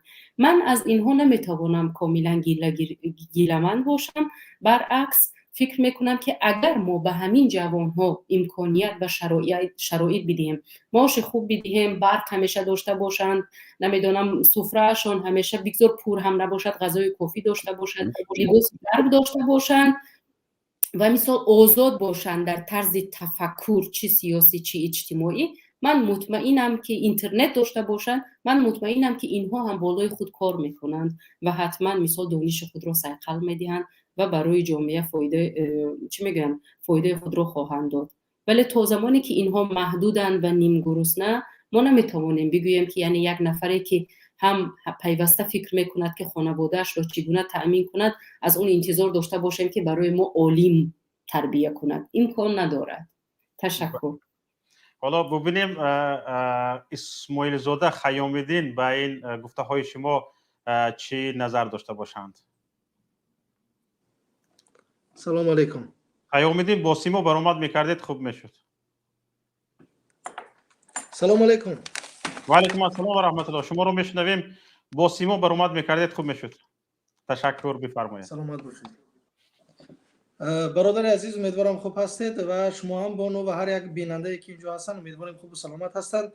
برنامه‌ای که مطرح کرده استودید یک برنامه در حقیقت امروز در شبکه اجتماعی یک برنامه است که نظرهای گوناگون رو، واکنش‌های گوناگون رو به میان آورده است و معلم بعضی نکته رو بیان کردن. یک نکته بسیار یک جالب دقت بود که گفتند که امروز نیم گرسنه و حالتی که امروز هست نمیتونن عالم ها رو به وایه برسونند، عالم ها رو تربیت کنند. لیکن در حقیقت امروز اگر ببینیم که علم آموزگاران ما در کدام درجه صیقل یافته است، یعنی در کدام سطح قرار دارد، باور کنید ما علم تاجیک رو عموما امروز ساحه معارف و کسبیت آموزگاران ما رو امروز میتوانیم در سطح منطقه و بین الملل یک موقع استواری خودش رو دارد. ما در مثال عادی میگم، در یک برنامه شما هم گفته بودم که امروز خوانندگان مکتب ما، دانشجویان ما که در آزمون‌های بین المللی عموما سطح و صفت آموزگار از همون نتیجه فعالیت شاگردانش معین می شود و ما دیده ایستادیم که در المپیادهای بین المللی خوانندگان ما خیلی فعالانه اشتراک میکنند، دانشجویان ما، و سزاوار همون زینه‌های افتخاری میشوند. و مختصرا میگذاریم سری آن مسئله که امروز آموزگاران و یا اینکه دکترانی که شما گفتید که مقصد چی کرده ایستادند، از جمهوری تاجیکستان کوچ بسته ایستادن رو به مهاجرت آورده ایستادن. ببینید امروز در حقیقت زمان جهانی شوی است. اگر ما به حالت و به سطح و صفت زندگی پیشتری خودمون اگر اهمیت دادگی باشیم ما در حقیقت پیش رفتگی هستیم، ترقی کردگی هستیم. لیکن امروز همین شبکه‌های اجتماعی، همین اینترنت، همین زمان جهانی شوی ما رو آشنا ساخت با سطح و صفت زندگی دیگر کشورهای ترقی کرده که اونها مثل ما 30 سال استقلالیت ندارن، مثل ما جنگی برادرکش رو اثر نگذراندن، مثل ما قومتشان رو نوراث نکردن. یعنی آنها امروز در یک زمینه ترقیاتی هستند و امروز همین آموزگاران ما، همین دکتران ما هم امروز کوشش دارن. اکثرشان که وقتی که درست است که به مهاجرت روی آوردند و آورده ایستادن، این هم باشد به خاطر باز هم بهتر نمودنی سطح و صفت زندگی. یعنی این مضمونی آن ندارد که در تاجیکستان آنها نیم گرسنه هستند، در تاجیکستان آنها بنان خوردن زور هستند. این گونه نیست. شرایط زندگیشون هست، میخوان باز هم خوبتر بکنند. و در حقیقت هم امروز اگر شما دیدگی باشد حکومت جمهوری تاجیکستان و دیگر مقامات اجرایی حکومت دولتی ولایت و شهر نایاب هر یکتاش در علایدگی یک پیشنهادهای ضروری دارند و هر یک اقدامات سری وقتی اندیشیده شده ایستاده است. و اولین شده من در ولایت سوق رئیس ولایت در نشست مطبوعاتیش اعلان کرد که به آموزگاران و دکتران خانه‌های استقامتی تقدیم کرده می شود و خود همین سال به نزدیکی به 80 نفر آموزگار جوان در مرکز ولایت سوق شهری خوشند الکه خانه‌ها قریب آماده است به نزدیکی می سپارند و در دانشگاه دولتی خوشند هم این اقدام هست. و سردار ریاست معارف ولایت سوق پیشنهاد کرد که امروز ما در ساحه با از برق یعنی امتیاز دادن همین در ساحه خدمت رسانی به آموزگاران باید یک چاره‌های ضروری بیاندیشیم. من در هر یک منطقه به طوری به خودشان خاص کوشش کرده ایستادن که در همین مسئله در حقیقت درست است که برنامه کادر بسیار هم احتیاجمند جامعه که برای جمعیت امروز خدمت میکنه و خیلی ضروری است. در حقیقت هم امروز یک به طوری کمک رسانیدن، به طوری دستگیری کردن بسیار هم یک چاره‌های ضروری اندیشیده شده ایستاده است و ما امید میکنیم که در این مسئله خیلی که من کارشناسان خیلی زیاد رو اینجا گوش کردم که خیلی با یک تحقیر، خیلی با هم یک گناهکارکنی خیلی سخت، یعنی مسئله رو از بودش خیلی وزنین‌تر کرده به جمعیت رسونده ایستادن. من فکر میکنم این یک شاید اشتباه باشد و ما مسئله رو باید تحلیل کنیم نه که حلش رو پیش ببریم، نه اینکه یک تحقیر باشد، نه اینکه تشکر. حالا باز انشالله صحبتتون رو دوام بدید. خانم همیرا بختیار به این اندیشه ها شما چی ملاحظه دارید؟ ببینید خیامیدین شما درست اشاره میکنید امروز خیلی از طالب علمان تاجیکستان در المپیادهای بین المللی در داخل مثال اشتراک میکنن، جایهای خوب میگیرند در سطح مثال کشورهای اتحاد شوروی یا اینکه جهانی، ولی شما اشاره نمیکنید که آنها طالب علمان کدام مکتب هستند. ببینید وقتی ما میگوییم که در تاجیکستان، وقتی که من اشاره میکنم که اگر معارف ما رو آزاد گذارند و شرایط رو بهتر کنند با به هر جای دلخواه میرسیم، من با در نظر داشت این مکتب ها میگویم اون گیمنازیه هایی که ماهانه اشان از 700 سومانی شروع می شود و بعضی گیمنازیه ها 700 سومانی هستند، بعضی گیمنازیه ها هستند که برای یک ماه شما باید 10,000 سومانی پرداخت کنید. طبیعی است که اونجا هم معلمان معاش خوب میگیرند و هم مثلا طالب علمان دانش خوب میگیرند. حالا چیزی که ما صحبت میکنیم در موردی مکتب‌های دولتی هست. ببینید در تمام دنیا مکتب‌های دانشگاه‌های خصوصی وجود دارند و اونجا بر عوض پول زیادتی شما علم بیشتر میگیرید، ولی در تمام دنیا یک قانونی نانوشته هست که اکثریت بالا از 80% یا اینکه نمیدونم 70% تمام مکتب‌ها یا دانشگاه‌ها بیشتر در بالانس دولت هستند و دولت موظف هست که شرایط آنها رو بهتر کند. ببینید در کشور ما مردم یا اینکه ناچاری رو انتخاب میکنن در مکتب‌های دولتی میخوانند و همین گونه بیچاره باید شرایط بد داشته باشند، یا اینکه باید تمام کار رو کنن که در بعضی گیمنازیا‌ها جای کار پیدا کنن یا اینکه بچه‌هایشون رو اونجا فرستن و ما نمیتوانیم گفته در اون 10 گیمنازیایی که هست همون کافی هست. در تاجیکستان اگر خطا نکنم چیزی بیشتر از 3000 مکتب هست و فقط 10 تا گیمنازیه نمیتواند جوابگوی 3000 مکتب در تاجیکستان باشد یا در دانشگاه. ما دانشگاه خصوصی نداریم دیگر مثال. یعنی من وقتی که میگویم که اگر معلم ها رو آزاد مانند و یک کمی برای آنها معاش خوب دهند و طوری که گفتم من همیشه در این مورد مثلا باور دارم که به جایگاه خوب میرسند تاجیکان ҳаминҳоро дар назар дорам. яъне ки новобаста аз ин шароити сахт вақте ки баъзе мактабҳо кӯшиш мекунанд ки муваффақ шаванд, пас ин маънои онро дорад ки шаҳрвандон дар Тоҷикистон лаёқати бештар хондану беҳтар хонда надоранд, фақат барои онҳо ҳамин шароитро бояд фароҳам овард ва ҳама чиз набояд ин қадар гарон бошад. бубинед вақте ки як гимназия бар эвази 10,000 сомон ё 11,000 сомон ҳаст, шумо наметавонед онро мисол биёреду барои рушди бахши маорифи Тоҷикистон номнавис кунед. Онҳо аз ҳисоби худашон мисол рушд карданд. Шумо инҷо дар мавриди мактабҳои давлатӣ суҳбат мекунем ва он муаллимое ки дар мактабҳои давлатӣ кор мекунанд. Ташаккур. ташаккур. Хаёмиддин ҳастед аминҷо? бале бале. حالا ببینید برادر عزیز همینجا سخنهای خواهر همیرا رو شنیدید و ملاحظه هاشون رو هم گوش کردید. اینجا خواهش میکنم نوتبوک من رو پیوست کنید. شما اشاره کردید که اساساً برای بهتر کردن زندگی خود آموزگاران به خارج میروند. بله؟ بسیار خوب. من هم به این گپ شما طرفدار هستم که برای خوبتر کردن سطح زندگی خود آموزگار ترک کسب بکند، به خارج رو میبرد، به مهاجرت رو میبرد. و حالا شما هم خوبتر میدونید که یک آموزگاری که ترک کسب میکند و به مهاجرت رو میبرد، در اوجا یگان کس به او جای کاری خوب وعده نکرده است یا که بیا در مکتب درس میدهی نگفته است. حتما معلم آموزگار میرود یا کوچروب میشود یا خشت زن میشود و وقتی که کوچروب خشت زده یک معاش خوب از معاش آموزگاریش دریافت میکند، خب ببینید او در این حالت درس نمیدهد، بله درس نمیدهد، در این حالت کتاب نمیخواند، در این حالت همون سطح دانشش رو، دانش آموزگاریش رو بالا برداشته نمیتواند، با طالب علم روبرو شده نمیتواند. او در یک حالتی است که همه با یک نظری پست با اون نگاه کرده در کوچه گذشته میروند، خشت میزند، دوی میکشاند و هوکسای دیگر. اکنون ببینید آیا همین اقلا همون معاش کوچروب را برای آموزگار امروز مقامات کشور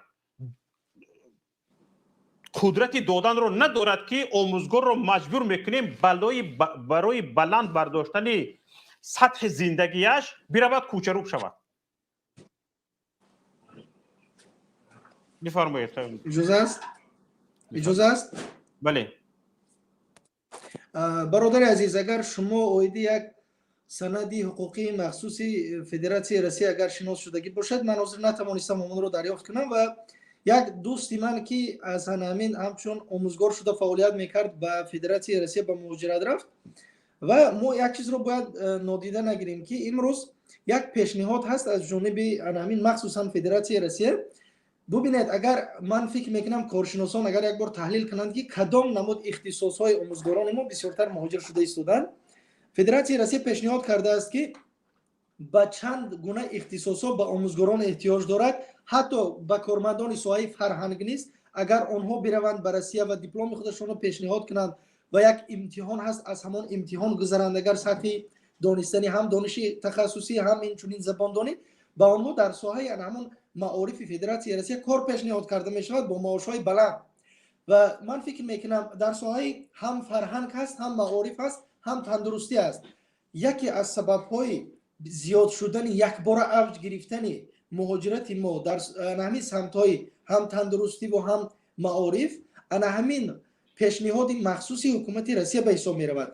و شما ببینید امروز حکومت تاجیکستان گفتید که آیا امکان ندارد که به آموزگاران ما همین گونه معاش رو پیشنهاد کند. باور کنید همین گونه امکانات‌ها امروز در تاجیکستان وجود دارد. عموما در دانشگاه‌ها، در مکتب‌های میانه اگر در برابر درس داشتن آموزگاری که در حقیقت امروز صاحب یک علمی ضروری است، عموما ببینید شما با دلخواه آموزگارانی که از مکتب‌های میانه اگر در تماس باشند و در همین برنامه اشتراک کنند پرسان بشوید. حتما عموما فن‌های شیمی، فن‌های متماتیک یعنی فن‌های دقیق مخصوص خوانندگان ما آموزگار میکند که درس علاوه‌ای برود و راضی است که یک مبلغ معین را هم پرداخت کند. و همین نقطه از جانب پرزیدنت جمهوری تاجیکستان هم در یک برآمدش قید کرده شده بود که آموزگار امروز به شما آزادی میدیم، ما اجازه دست، یعنی یگان شما ضروریت ندارد که از این درآمد خود انداز سپارید، یعنی حقوق دارد که شاگردان خود را برای آماده کردن به مکتب‌های عالی میتوانید شما آماده کنید. و امروز در حقیقت هم عموما در این مرکزهای شهر و ناحیه‌ها و عموما در دیهات‌ها هم به همین فن‌هایی که در حقیقت احتیاجات خیلی زیاد هست به آموزگاران راضی هستند طلبا یک مقدار معین مبلغ بدهند و او درس علاوه‌ای بیاموزد.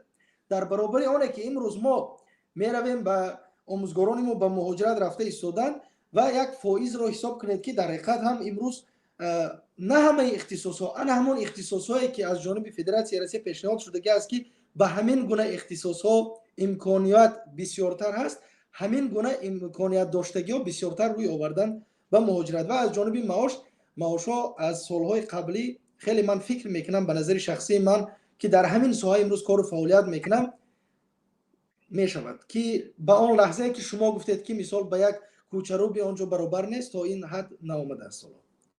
خوب است، سلامت باشید. تشکر. خواهر همیرا بختیار هستید اینجا؟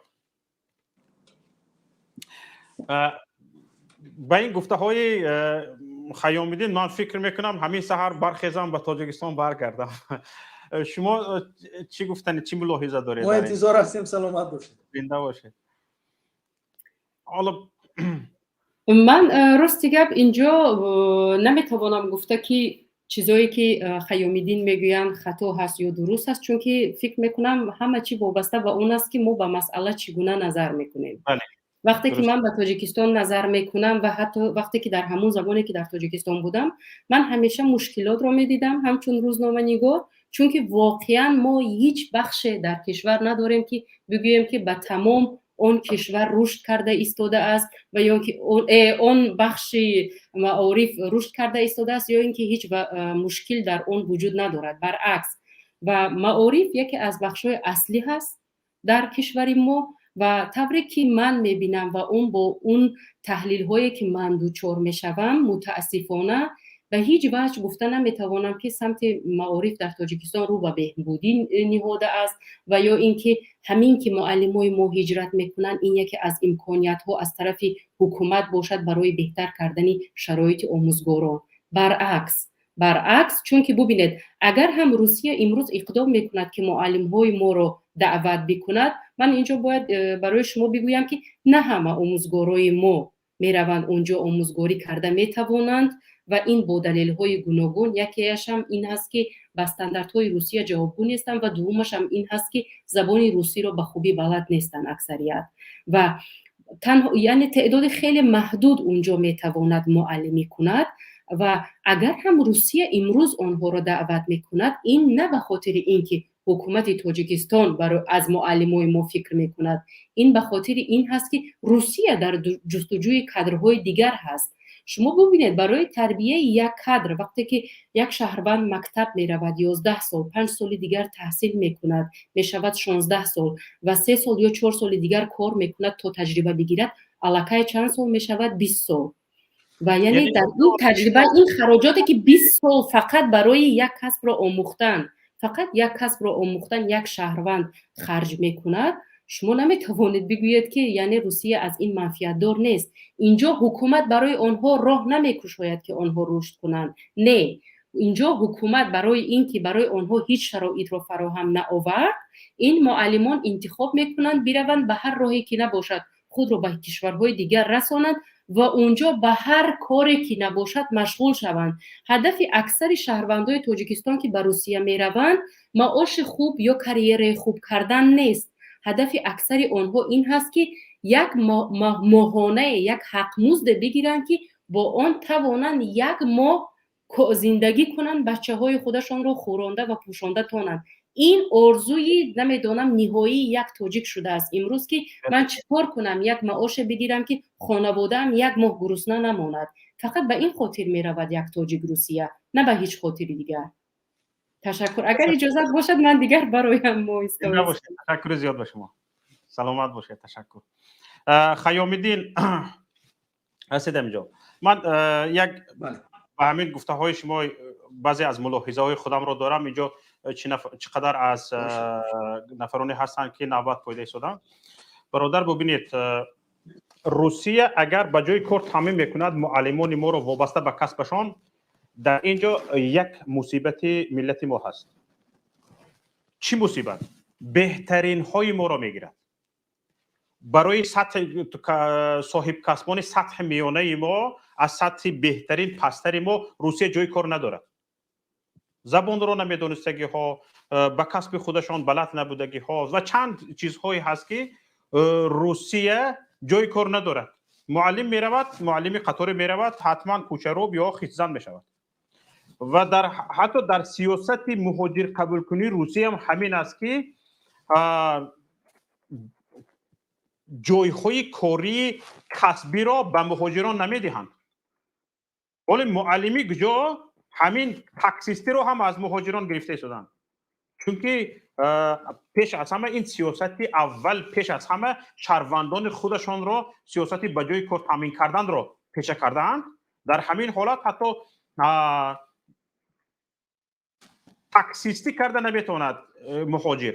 برای چی؟ برای اینکه باید جای این یک شهروند خودشان تاکسیست کند. حالا همون صحیفه عبدالله دولتوف طبیب تاجیک که در روسیه کار میکنند، همین روز در اومدم خواندم، نوشتن که به جای کوچروب‌های ما روس ها خودی همون با سیمای سلاویانی علاقه کوچروب شدند. یعنی حتی کوچروبی را کشیده گرفته شدند، چون که کارمندان به شهروندان خودشان جای کار نیست. انا برای همین هم برادر عزیز، معلم وقتی که مجبور شد کسب خودش را ترک کرده رو به مهاجرت آورد، هیچ کس یگون جای کار بهتر وعده نکرده است. حتما میرود کوچروب میشود یا خشزن میشود 80%. و باوری کامل برادر عزیز، و این از روی تجربه است، از روی همین گفت و گزارهای خودی معلمان است. انا او یک بلاگر تاجیک وقتی که روسیه آمد، اگر دیده باشید در مترو معلمش رو با معلمش و میخرد میگوید که همین معلم تاریخ بود، فقط مرا میگفت که خان اگر خانه مهاجر میشوی هم حاضر بینم من با معلمم و خوردم، معلم بیچاره معلم تاریخ من بودن مهاجر شده اند. انا همین حالت معلم رو تو همین حالت ما زبون کوتاه کرده آوردیم برادر عزیز. سلامت باشید. یگان علاوه دیگر داشته باشید بفرمایید. اینجا استودیو پر شده است، تقریبا 10 نفر نوبت پایده ایستادند. نوبت رو به دیگران میدهیم. مرحمت یک بار دیگر به شما فرصت میدیم گفتنیاتون رو بگید.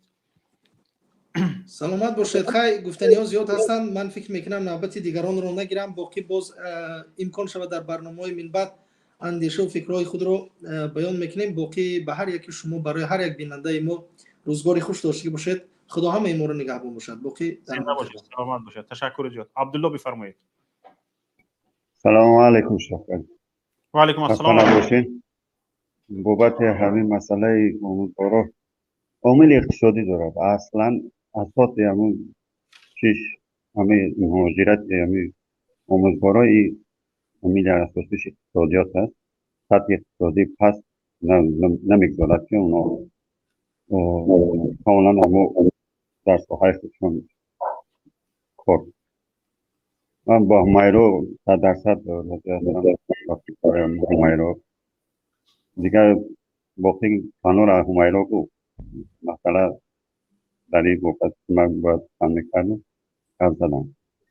از ما تشکر میکنیم که مسئله های مهمی در زندگی خودتان در مورد پیشنهاد میکنین در این مسئله میگویم. زنده باشید. سلامت باشید. سلامت باشید عبدالله. سلام علیکم. السلام علیکم برادر عزیز. علیکم السلام. شوقت جان، خواهری عزیزم همایرا بهترین گفتن، هم فکرم با اون کس. من هم معلم بودم. من با مهاجرتی مهنتی به روسیه آمدم. راستی من در دانشگاه هم درس گذاشتم. وقتی گذاشتم راستی باور کنید معلم وقتی درس میتید این 2014 بود به فکرم. یک ماهینه مزدی یک معلم 270 سومون برآمد. راستی دولتی که معلم را خور میکند اون ملت خور میشود. در نزد همه تمام دولت ها امروز در تاجیکستان معلم خور شده ایستاده است. من با شاگردانم همصحبت شده می ایستم. در مکتب های میانه هم من درس گذاشتم. من یک برنامه گذاشتم که مقصد من سطح دانشی طلبه ها رو بلند بستن بود. در زبان انگلیسی چخیلی که میگویند step by step، قدم به قدم من آموختن فن ها رو از نو شروع کردم. گذشتگی باشند هم درس من از نو همشه فهمونده گذاشتم. اکنون امروز طلبه ها میگوید شما رفتید به جای شما یک شخصی اومدن که حتی سوال میدیم جواب رو داده نمیتواند، نمیدوند. معلم زاوچنی خونده است نمیدوند. امروز اکثری ببخشید امروز باز یک معلم رو دیدم، باز طلبه امروز خندیده ایستاده است که معلم ما را خان میگفت امروز بینیم رزنربا چی شده کار کرده ایستاده است. باور کنید آبی چشمم ریخت. اون شخص استاد است. از برای آن که ما حرمت کنیم استاد را برعکس به سوی او میخندیم. وقتی که امروز معلمان از تاجیکستان میروند دانسته باشد که حکومتداران این ملتی ما خوار و ذلیل میشود، به علم میشوند. امروز ما کوچه رفته پول دریافت کرده باشیم، میافته باشیم، فردا فرزندانمون با زبانشان تازه میکنن کوچه های روسیه را. باید که پیش این راه رو گرفت. گفتی همون وزیری معارف الکه وزارت معارف لطکو بحثیه شده است. گفتی خودش. گفتی سعید نوریدین. بله. سعید بود، سعید نوریدین بود، چه بود؟ نوریدین خب سعید. این درجه ما تعریف کردن برای ما ننگ و ناموس است. آنچه که ما میبینیم روی پوش نکنیم با دو گپ های دروغ. خیام‌الدین تعریف کردن من 100% زید هستم به این تعریفات. التماس آنهایی که طرفداری از حکومت میکنید یک بیروید به ساحه معارف، دل خود کدام به کدام مکتب بخواید بروید. درست. تشکر زیاد به شما برادر عزیز. سلامت باشید. زنده و سلامت باشید. نفر بعدی رو گوش میکنیم. السلام علیکم و رحمت الله و برکاته. اکا شوقت بعدم دیگران بینندگان اکا نموندی ابو ختیام خیام‌الدین باسواد گپ زنیم ده. خیام‌الدین تو یک کادری تیار کرده 30 سالگی حکومت رحمانوف حکمرانی کیسه تو یکی از کادرهای تیار کرده حکومت رحمانوفی با زبان خودت ادبی گپ زنم خاطی این از سواد این از چیزو چی بگو مطرح تو یا برادر نداری خاطیت که هم فکر کی فکری وطن دا باشه فکر یک چی دا باشه هم فکر باشه یا ایده یا شما نه چی بات میبرو هم گروه برادرها خیلی مخالف دا قدرت وطن دا دوست می‌داری قدرت طرفدار رحمانوفی میبرو جای اشتراک میکنی برای ایده پیشنهاد که کتابای صنفو یک الفبای کودکای صنفو یک 20 ورق نداره چی با هم کتابا رو ایسر چاپ نمیکنن نه نویسن چاپ نمیکنن چی با تو در سوال خیام‌الدین به سوال تو دو کلمه را میدونی میباشد است تمام همین که کلمه ادبی گپ میزنی آخرش میباشد است همه گوی در دیگه برادرای که نگوش میکنه برای ما داشتگن تو با سواد میتوی تو با سواد میگن اینا کادری تیار کرده رحمانو بعدم بعد دسر موضوع مزگریم این خیام‌الدین وقتی دندونم همه گاز کله بیرون شاقلی با روز بر روز آخرین شدم دیونش رسم شیبا گودکی صرف یک مکتب میروه وینوجدنه گودک که علم خوندنی اخیر کردنه وینوجدنه خونه همسایه شون برا به سر کتابا дар асри 21 дар як қадар соҳиби истиқлолии 30 солаи мо чӣ ба як китоби мо варақ надора? ҳукумата савол чӣ ба як китоби мо як гудаки синфи як винӯждара хонаи ҳамсояш барои китоб рава? чӣ ба ҳукуматиё? баъдан чӣ ба маълимо 30 солаги маълимое ки уже кадом маълиме ки партофта маълимира бас карда кори Тоҷикистон падараш дар рамад барои ки хуни мардума хӯрда нафорида барои маълимои беномусуш яке ай маълимои беномусуш бо ҳастай ба номус барои ҳукуматиё ин соҳаи маориф ин мактаб донишгоҳ коллеҷ училиш ҳама соҳаи даромади маблағай соҳаи даромад чо медонанд ва соҳаи кадр тайёркунишо намедонанд гӯш қаёмиддин гӯш кун мактаб барои соҳаи маориф донишгоҳ мактаб училиш барои соҳаи даромад барои давлат аҷа ва фақат имед мекунанд пул ва фикри кадр тайёр кардан надоранд чӣ ба як маълима мехезонад дар байни 29 талаба як талабаи синфи 3 4 5 намедонад то 9 ки баъди ниҳиш аз ҳисоби камбизоат буданаш аз ҳисоби бепул хонашон камбизоат буданаш ай мактаб сирш мекунад меган училиш бура аз ҳисоби саводиш не шогирда аз ҳисоби камбизоат буданаш ай мактаб сир мекунад ки училиш бура барое ки ту пул дода наметонӣ бо училиш аҷа қимата чӣ ба маълима мехезонад дар байни 29 талаба ба ҷои маълима дарс битояд чира бифаҳмона шогирда мегӯяд ки пага маҳонара наовардӣ ай мактаб сирд мекунам ин чӣ гапай барои моҳона ай мактаб матро сирд мекунам ки дар 30 сол баъди соҳиби истиқлол шидани мо гуфти ҳамун раҳмонови каладам дар 30 сол оилӣ то 1800 сум хестаги зиёд не 1800 сум бояд ҳар сол формаша алиш куна хонавода ҳар як гудаке ки мехона дар хонавода чанд гудаке бояд формаша алиш куна ва винӯжденанд ки ҳаряташ формаи нав бигиранд аз ҳисоби кам будани шароит ози қонун буровандаи Тоҷикистон ки ака наметона касумрӯ ки додар наметона касумрӯ ки акара пӯшад чӣ ба барое ки соҳаи манбаи даромадай ин соҳаи маориф ҳукумати Тоҷикистон соҳаи маорифа манбаи даромад медона манбаи кадр тайёркунӣ намедона фаҳмиди қаёмиддин чопулус набуро ки мебуроми карташ ман ҳақорат накарда будам ҳақорат мекунам احساسات حرفهای خود را میگفتید بسیار خوب میشد تشکر زیاد به شما برادر عزیز یک زنگ از واتساپ قبول میکنیم پیش از آن که محمود صادق را قبول کنیم یک زنگ از واتساپ قبول میکنیم بعد از آن ان شاء الله محمود صادق بفرمایید زنگ واتساپ الو سلام علیکم و علیکم السلام و رحمت الله و برکاته مهرانبی شریف زاده خوش آمدید به برنامه شما هم یک شخصی صاحب اندیشه هستید بسیار در برنامه های ما شرکت میکنید و تماشاگران ما شما رو میشناسند من پیش از همه به شما با سوال میخوام مراجعت کنم و وابسته به موضوع یک صحبت جدی داشته باشیم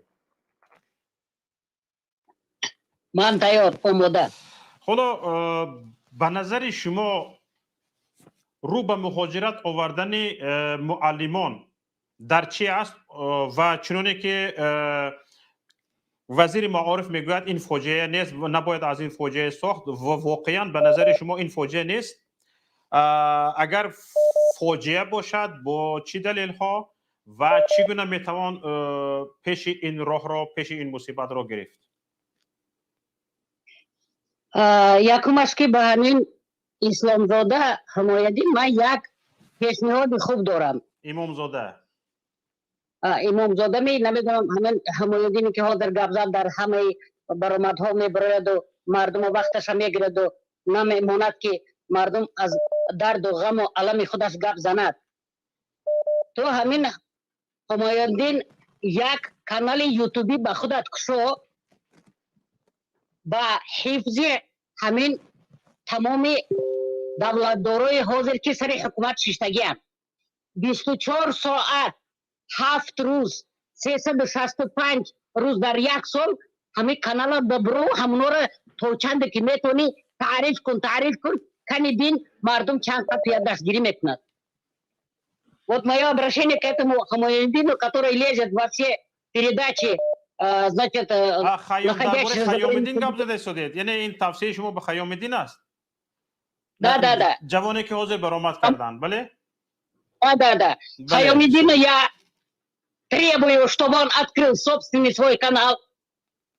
7 дней в неделю, 30 дней в месяц, умноженные на 24 часа, умноженные на 365 дней.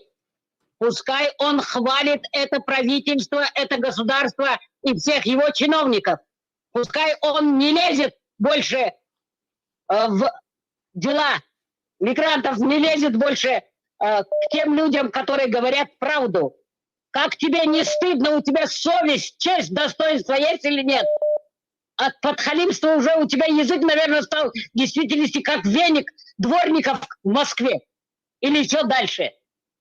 Маркба, Ахмолиту, Маркба Хамичоплуситу, Садкай Одам Горичеви. А вот теперь я хочу правду сказать.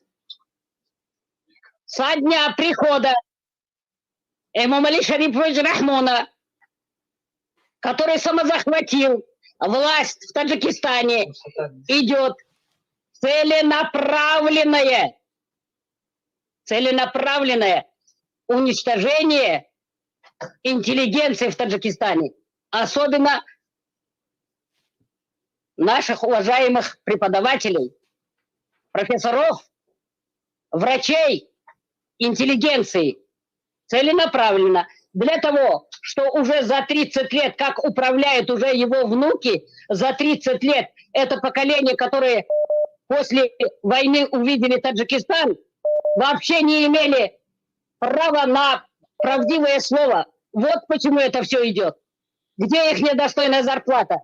Почему нарушена система здравоохранения и образования в Таджикистане? До нуля доведена. Только почему? Потому что кругом коррупционеры. Я каждой своей передаче повторяю, что коррупция, если террорист, если пугает одного человека, десятки человек, убивает несколько человек, то коррупционная система, которая государственными органами Таджикистана, всеми его сферами образованная, убивает и государство, и государственный строй, и убивает все население, уничтожает.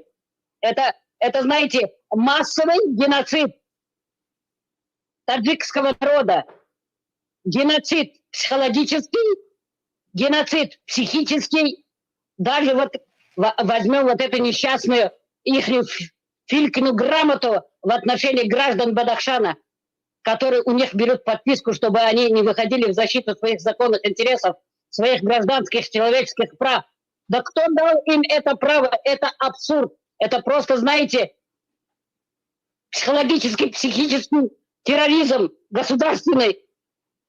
Что еще можно сказать? О чем еще можно говорить?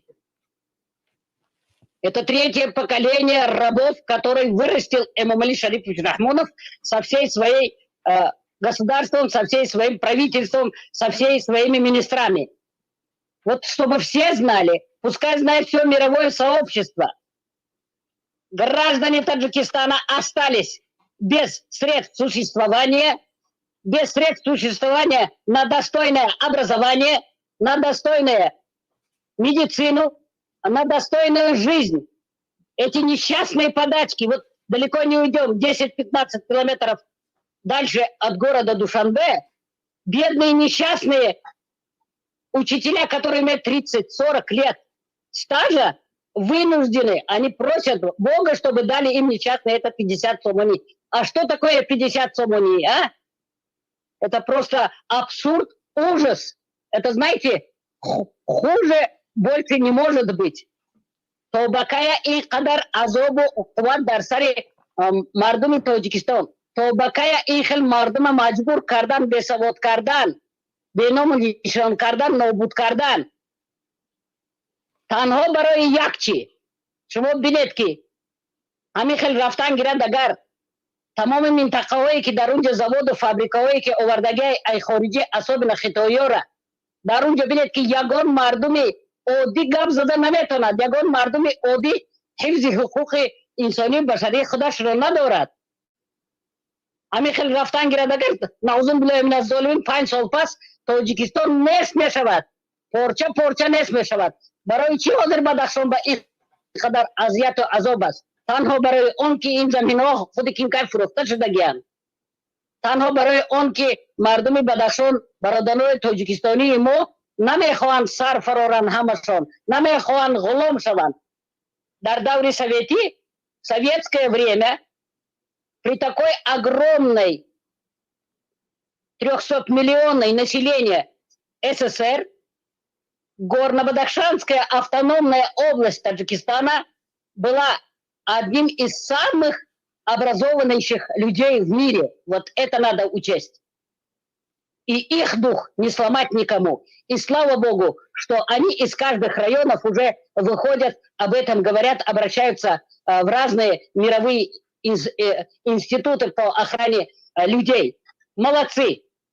Вот надо, наша цель оставшихся в живых граждан Таджикистана до конца бороться за то, чтобы это коррумпированное, это ничтожное, это, знаете, фашистующее, это государственным законом узаконенная система управления одной семьи, самозахватившей власть в Таджикистане, которая является абсолютно за все эти 30 лет нелегитимным, незаконным президентом Таджикистана устранить. У нас больше других вопросов не должно быть. Когда будет у нас народовластие, когда у нас будет контролировать народ, вот тогда будет порядок. تشکر زیاد به شما. در آخر ما صفت اینترنتتون هم به فکرم پس شد که آوازتون کنده شده میماد. به هر حال تشکر زیاد به شما، اینقدر با دل جان از ته دل صحبت میکنید، خیلی دلسوزانه. تشکر به شما. محمود صادق بفرمایید. السلام علیکم و رحمت الله و برکاته. شما امروز موضوع خیلی جالب، خیلی ضرور و حتمی است گفتن.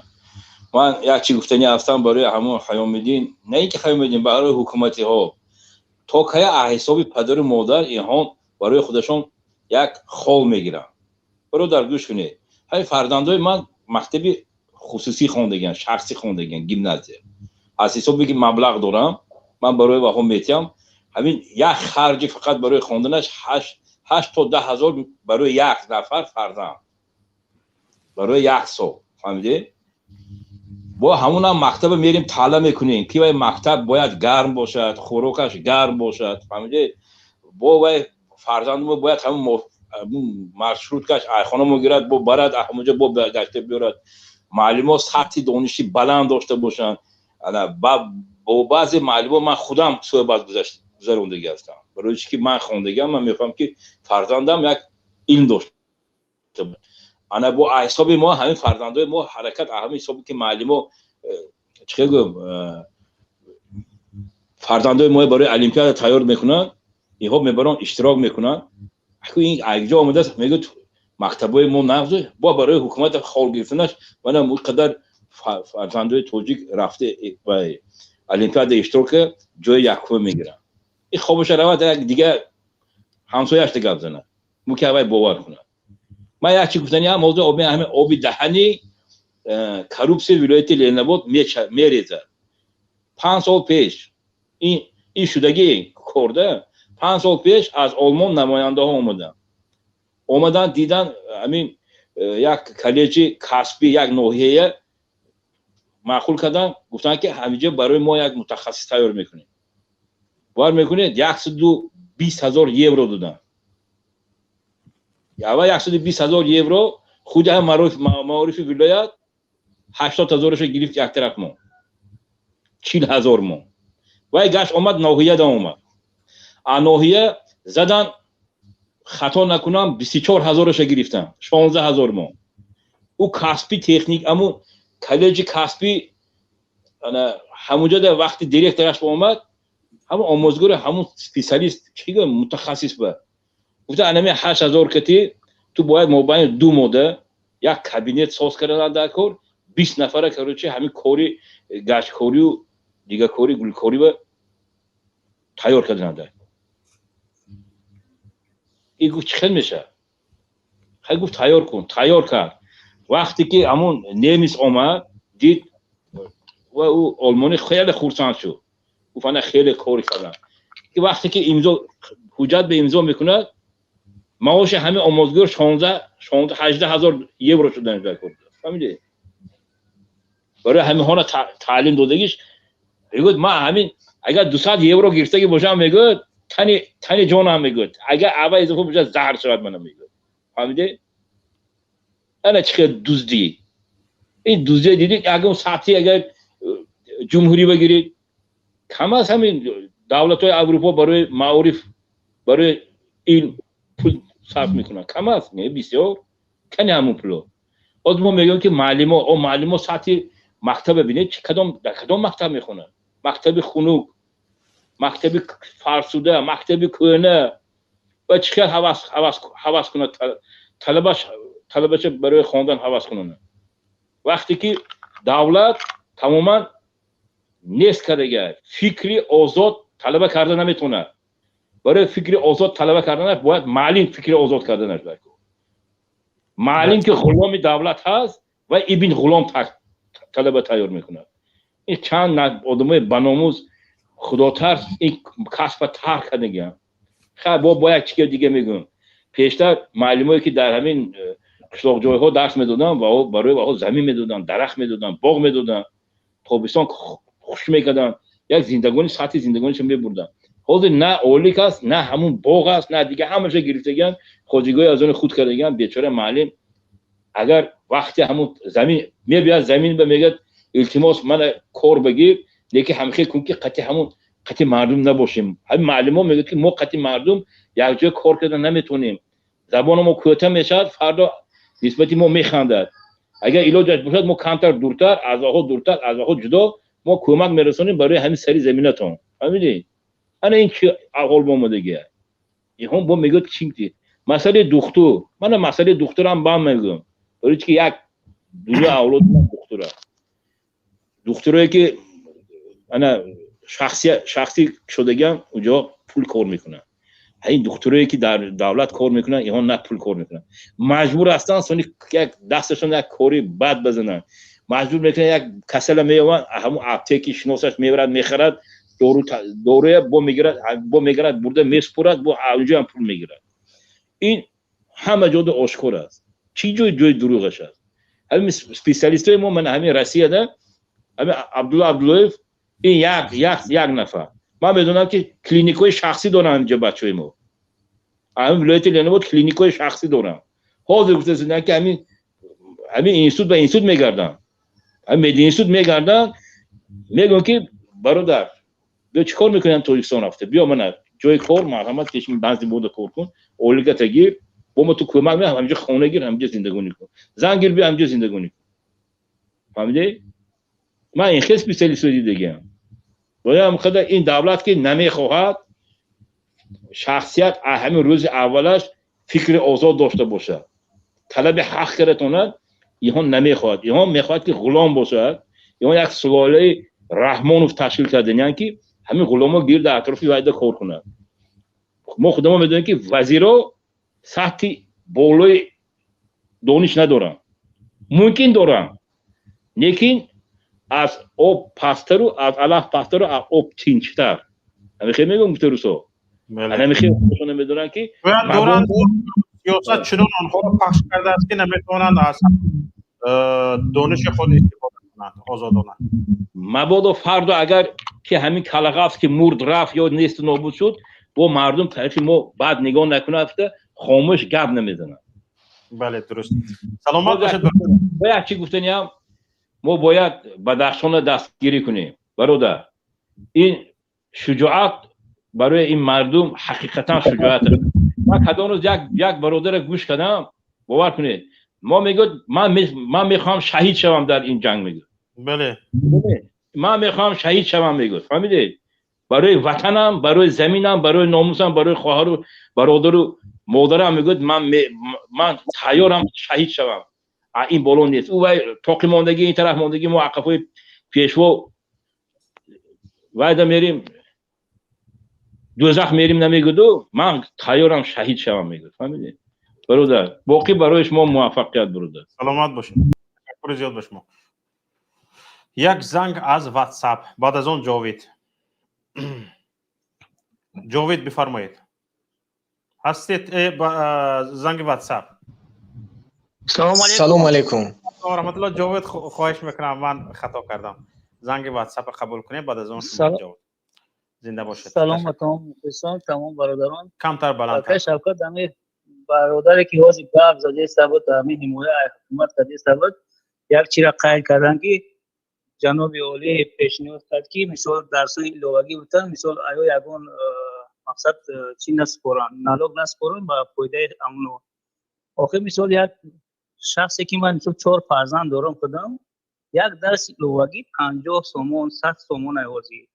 هر یک فرزند هر یک فن اگر 100 سومونی این 50 سومونی که 200 سومون بیغاز ایو طلباتی که در مکتب برای فرما و برای دیگه و مشروع برای دیگه طلب میکنن.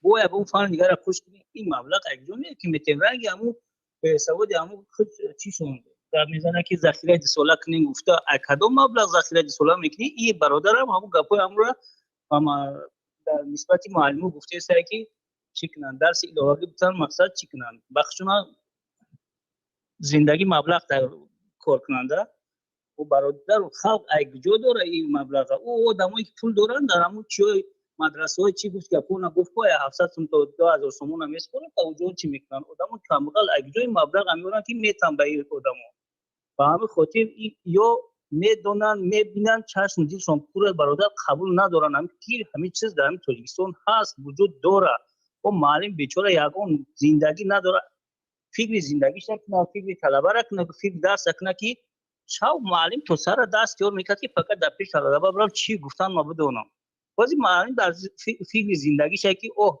اگه جای پول بیام خراجات زندگی ما یا که کمبودی ما اجرا کنم و همه خاطر مجبوره او همش در رسی هم میبینه بود که خب گشتن همینجا گفت که پوچه رفته دیگه کرو کدر سگ بونی میکنن خوب بونی میکنن یک کروی میکنن که خیلی نسبت معلم این نیو نسبت همه خلق توجیک در همینجا هم خیلی هست و برای که بر خارجه رفتن مثال جای چیش نیست مایلش برای که خود حمایه خلق بکنن آخه تماما خلق حقوق نداره در همینجا حمایه نمیکنن چی با معلم هایی که اینجا میرن در توجیستان درس میتن یا که اینا وایناش کار میکنن یک حقوقشون بلنده حقوق ما هم باید در برابر هم باشه همه خیلی هسته یا که نه در همین چی باید قبول نمیکنن ما یکون گفت گفت نمیدونم که میگم گپو یا تماما منطقاً طوری نمیگیره معلم رسی میره در تاجیکستان معاشش بلند حقوقش بلند و اینش هم خیلی حقوق ما پایمال میشه ای حقوق یگان کس نه حکومتیش نه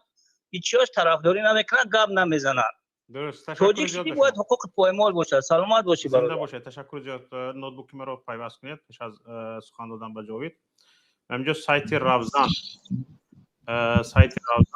یک مقاله نشر کرده است سال گذشته سال 2021 چرا معلمان ترک مکتب میکنند اینجا چند مثال ها خودی معلم ها به این رسانه گفته است با چند گفته است که به ما امکانیت دست داد که با چندی از آموزگاران مهاجر شده در تماس شده از آنها سبب بس کردن کار معلم را بپرسیم اکثر آموزگاران بر این عقیده هستند که شرایط اقتصادی پست دارند و با شغل معلمی زندگی خیش را پیش برده نمیتوانند. ما میگویند آنها از ماه سپتامبر سر کرده تا ماه ژانویه معاش پوره نمیگیریم.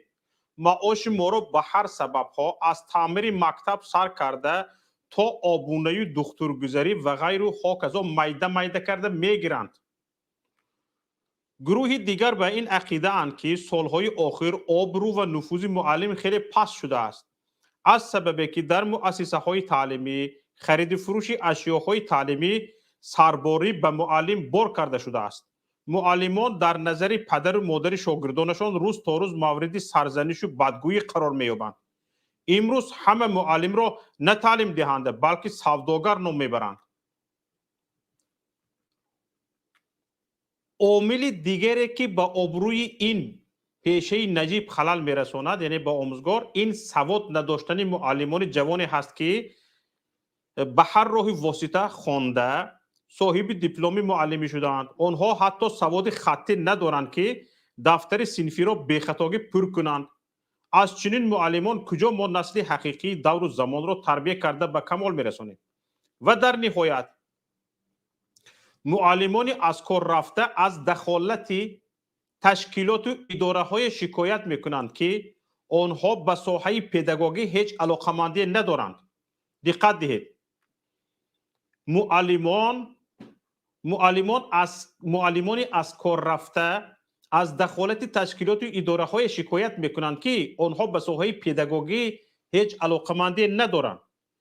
امروز معلم را دقت دهید تماشاگران عزیز، از میلیسه سر کرده تا کارمندی کشکپه تفتیش میکند. کشکپه پیدگیست. اگر در دوران شوروی مکتب را فقط ناظران شعبه معارف میسنجیدند، حالا اینطور نیست. به درس معلم از کمیسریت حربی سر کرده تا ناظری مالیه و میلیسه و جماعت و دیگرش سر میخلانند و دفتر صنفی معلم را تفتیش کرده او را در نزد شاگردان سرزنش میکنند. با این احوال طاقت فرسا می شود کاری معارفی خلق را پیش برد؟ نه. حالا اینجا جاوید ببخشید من اینجا یک ملاحظه‌ام را بگویم.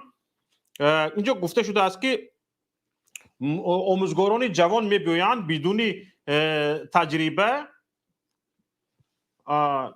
به درس میگویند و گویا جای معلمان به مهاجرت رفته را پر میکنند. من خودی این گپ را من نه خودی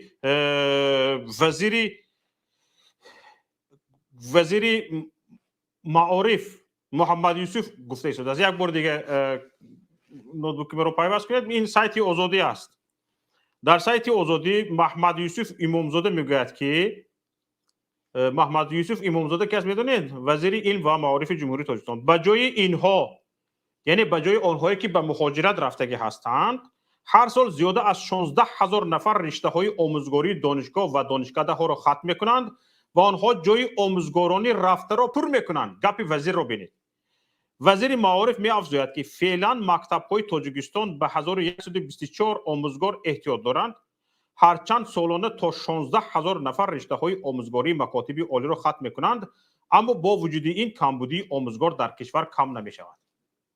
گپ محمد یوسف امامزاده این میگوید ختم کردن دانشگاه یا دانشکده آموزگاری این آموزگار بودن نیست. پیش از همه بیشتری از آموزگاران آموزگاری را در تجربه آموزگاری پر میکنند، پخته میکنند. یک آموزگاری که 8 سال 10 سال 15 سال تجربه آموزگاری دارد، او را به وزن یک نفری که 9 دیپلم را به دست گرفته آمده است یگان تجربه آموزگاری ندارد با او برابر کردن این ابلهی است. این ابلهی است.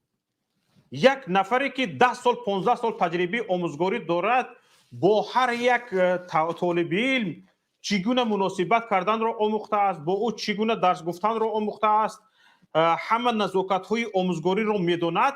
شما میبینید یک دانشجوی نو دانشگاه را ختم کردگی کتی برابر میکنید. پیش از همه وزیر این ابلهیش را باید تن میگرفت. این یک ابلهی است که شما یک مجبور کنید یک نفری که 10 سال 15 سال تجربه کاری داشته باشد و ترک کار کند رود کوچه روبی کند، گویید که جای او را یک دانشگاه آموزگاری را ختم کرده آمده گرفتن پر کردن. هیچ جای نگرانی نیست. این دانشجویی که دانشگاه را ختم کرده صاحب دیپلم شده به درگاه مقدس مکتب قدم نهاد، تشکر به او، لیکن بعد از 15 سال این کادر کوچه روب شدگی کتی برآورد می شود. بعد از 15 سال، بعد از 10 سال، بعد به درجه این معلمی که شما مجبورش کردید کوچه روب شود به درجه این بعد رفته میرسد.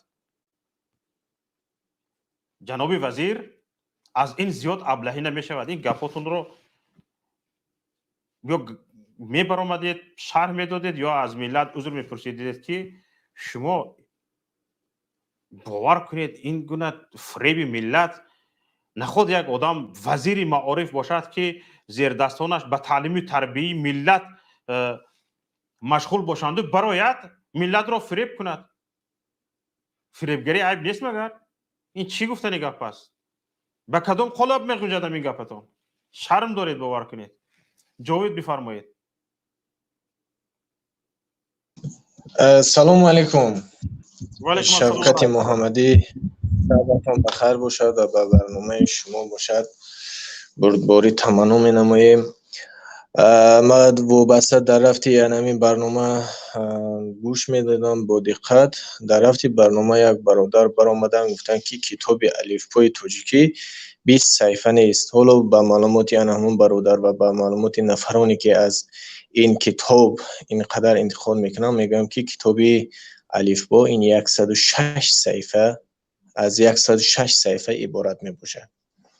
وابسته به سخنهای مریم بانو مادر عزیزی تاجیک میگویم که مردمی بدخشان حالا در دوره شوروی میگن مردمی با فرهنگ بود با تمدن. خطا است. مردمی بدخشان از قدیم الایام مردمی وطن دوست با فرهنگ با مدنیت علم دوست و علم را به گذشتگان خود با بمین بعده میراث گذاشته میره.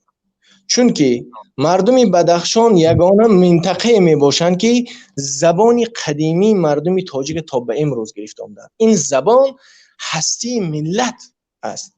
شما خوب نقض می‌دارید این مسئله.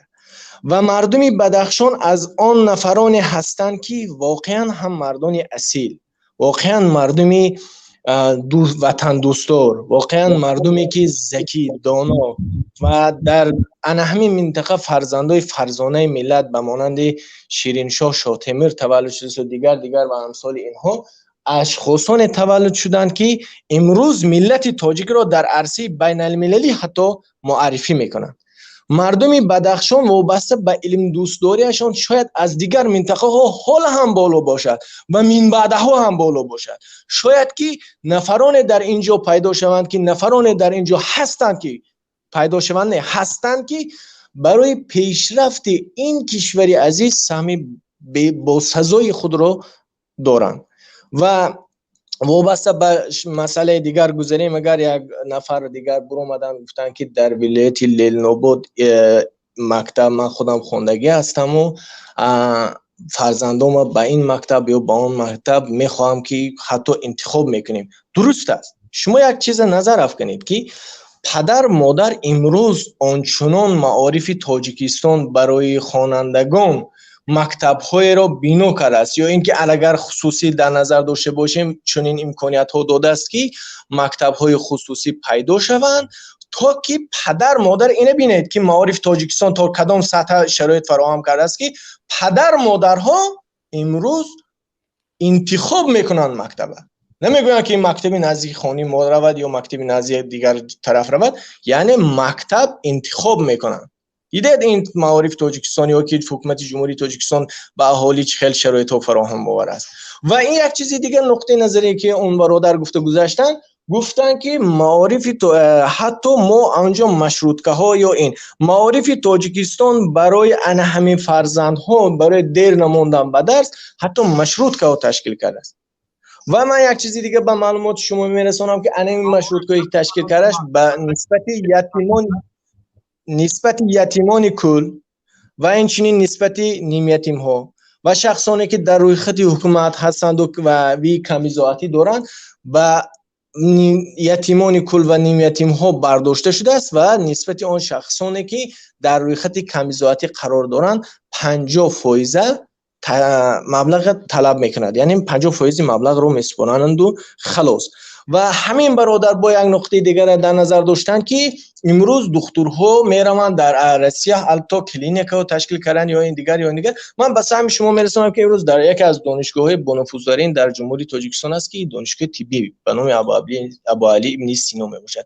در این دانشگاه و معلومات همه اشخاصان نفرانی که میرسونم که امروز وابسته به معارف تاجیکستان اینقدر حرف زدن، میگم که در دانشگاه طبی تاجیکستان از هندوستان از ترکیه، از ترکمنستان، حتی از دولت‌های افغانستان و دولت‌های این طرف و ایران اومده در این دانشگاه تحصیل میکنن. امروز یکی از دولت‌های ترقی کرده مثلا که داروهای استحصال میکنه دیگه هندوستان مثلا که گرچند که اهالی زیاد باشد و بعضی قشری جامعهش مثلا با خوراک تامین نمیکنه، در شبکه اجتماعی میبینیم دیگه چیزها، لیکن اومده در همین جا تحصیل میکنه. و دانشجویانی که مثلا میگیریم اگر در ترکیه آمدن تحصیل میکنن یا دیگر دولت‌ها، امروز یکی از دولت‌های مترقی کرده جهان به اعتراف میشه. اینو ببینید که در جمهوری تاجیکستان از خارج آمده تحصیل میکنن.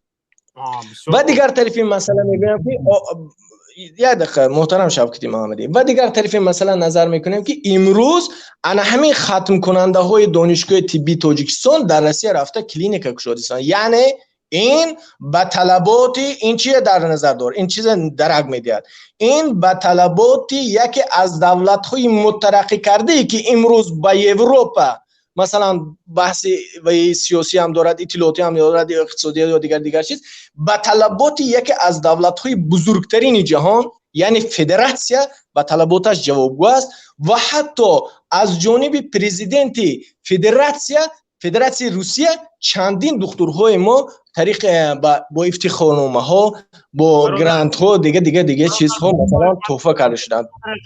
التماس شوکت محمدی خواهش میکنم، من از شما چندین نفر برآمد کردن شما گوش کنید. التماس خواهش میکنم گوش کنید. برادر یک دو نقطه دیگر هم میگم بعد محترم شوکتی محمدی شما سخنتون ادامه بدید. برادر گوش کنید، من شما رو استوب میکنم. برای چی؟ من اظهار نظر، ملاحظه این چیزها رو اگر ابراز کنید کار ندارم. حتی حکومت تاجیکستان رو با دلیل با اثبات لفظ زده ایستادید تا همون جایی که اومدید گفتید این صفت تعلیمی تاجیکستان رو نشون میدهد، گفتید دروغ رو سر کردید داشتمتون. برادر عزیز، یگان طبیب تاجیکستان که از تاجیکستان با دیپلم تاجیکی بر روسیه برود جا به جا به کار گرفته نمیتونه. یگان طبیب، دل خود طبیب رو بیارید بگویید که از همین تاجیکستان رفته است، جا به جا به کار گرفته شده است، میبرندش، میخونانندش و به یعنی به کاتگوری، یعنی به همون طلباتی ساحه طبی روسیه جوابگو اگر از اتستاسیا گذرد بعد به کار میگیرندش. هم تو با دیپلم تاجیکی نه برادر، این دروغ رو مانید.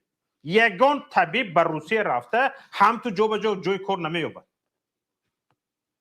حتما میخوند، از اتستاسیا میگذرد و اگر دانشش جوابگو به طلبات روسیه شود بعد به کار گرفته می شود. هم تو جا به جا با همین دیپلم تاجیکستان به کار گرفته نمی شود برادر عزیز. دیپلم تاجیکستان همین قدر کمک میکند که این کس صاحب کس بوده است، یک بار سنجیم میسنجند بعد به کار میگیرند. یعنی اول تعلیم خودشان رو داده بعد به کار میگیرند. بسیاری از دخترهای ما هستند که رفتن کوچروب شده هستند. برادر عزیز، از این میبراید که برادر عزیز جاوید، این اگیتاسیون هایی که به کله شما خونده اند یک بار با عقل خود گردانش کنید. گفت خوجندی ها این اون رو نشان میدهد که یعنی اگر روسیه کارمندان ساحه طبی ما را به کار قبول کرده ایستاده است، یعنی بهترین های ما را گرفته ایستاده است. وقتی که میگوید ما خانه میدهیم، جا میدهیم، جای کار میدهیم، معاش بلند میدهیم و غذاها، این همه به آنهای هست که صفت بلند کسبیت دارند و با همون صفت کسبیت بلند خود میروند از اتستاسی همون دانشگاه های همون چی طبی میگذرند، بعد به اینها جای کار داده می شود، خانه جا داده می شود و هکذاها. این چی گفتنی گپ است؟ یعنی روسیه همون لوف شما بهترین های ما را گرفته ایستاده است و روزی ما به طبیبان سطح میانه مونده ایستاده است. در ما به طبیب جای خانه دادن و معاش بلند دادن و اینها هست؟ نیست.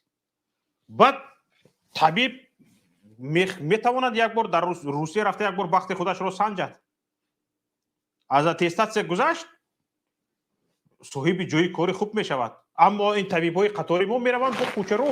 برادر عزیز، برای همین تو جای ملاحظه دارید پروپاگاندا رو مونید، پروپاگاندا رو مونید. میلش همین واقعیت رو گفته ایستادید، من گوش کرده ایستادم.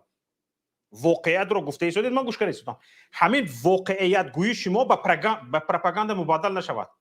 همین حکومت تیمو، حکومت تاجیکستان، از این طرفش گردانیدم، از وی طرفش گردانیدم، به هیچ صابون شسته تازه کرده نمیشود. برای پروپاگاندا رو مونید، واقعیت رو بگویید. واقعا درست است، بعضی از خوبی ها وجود دارد که شما اشاره کرده ایستادید، اما به همین دروغ رو خوش کردید، همه جا آبلوی شده رفت. بفرمایید برادر جاوید کنی هستید اینجا.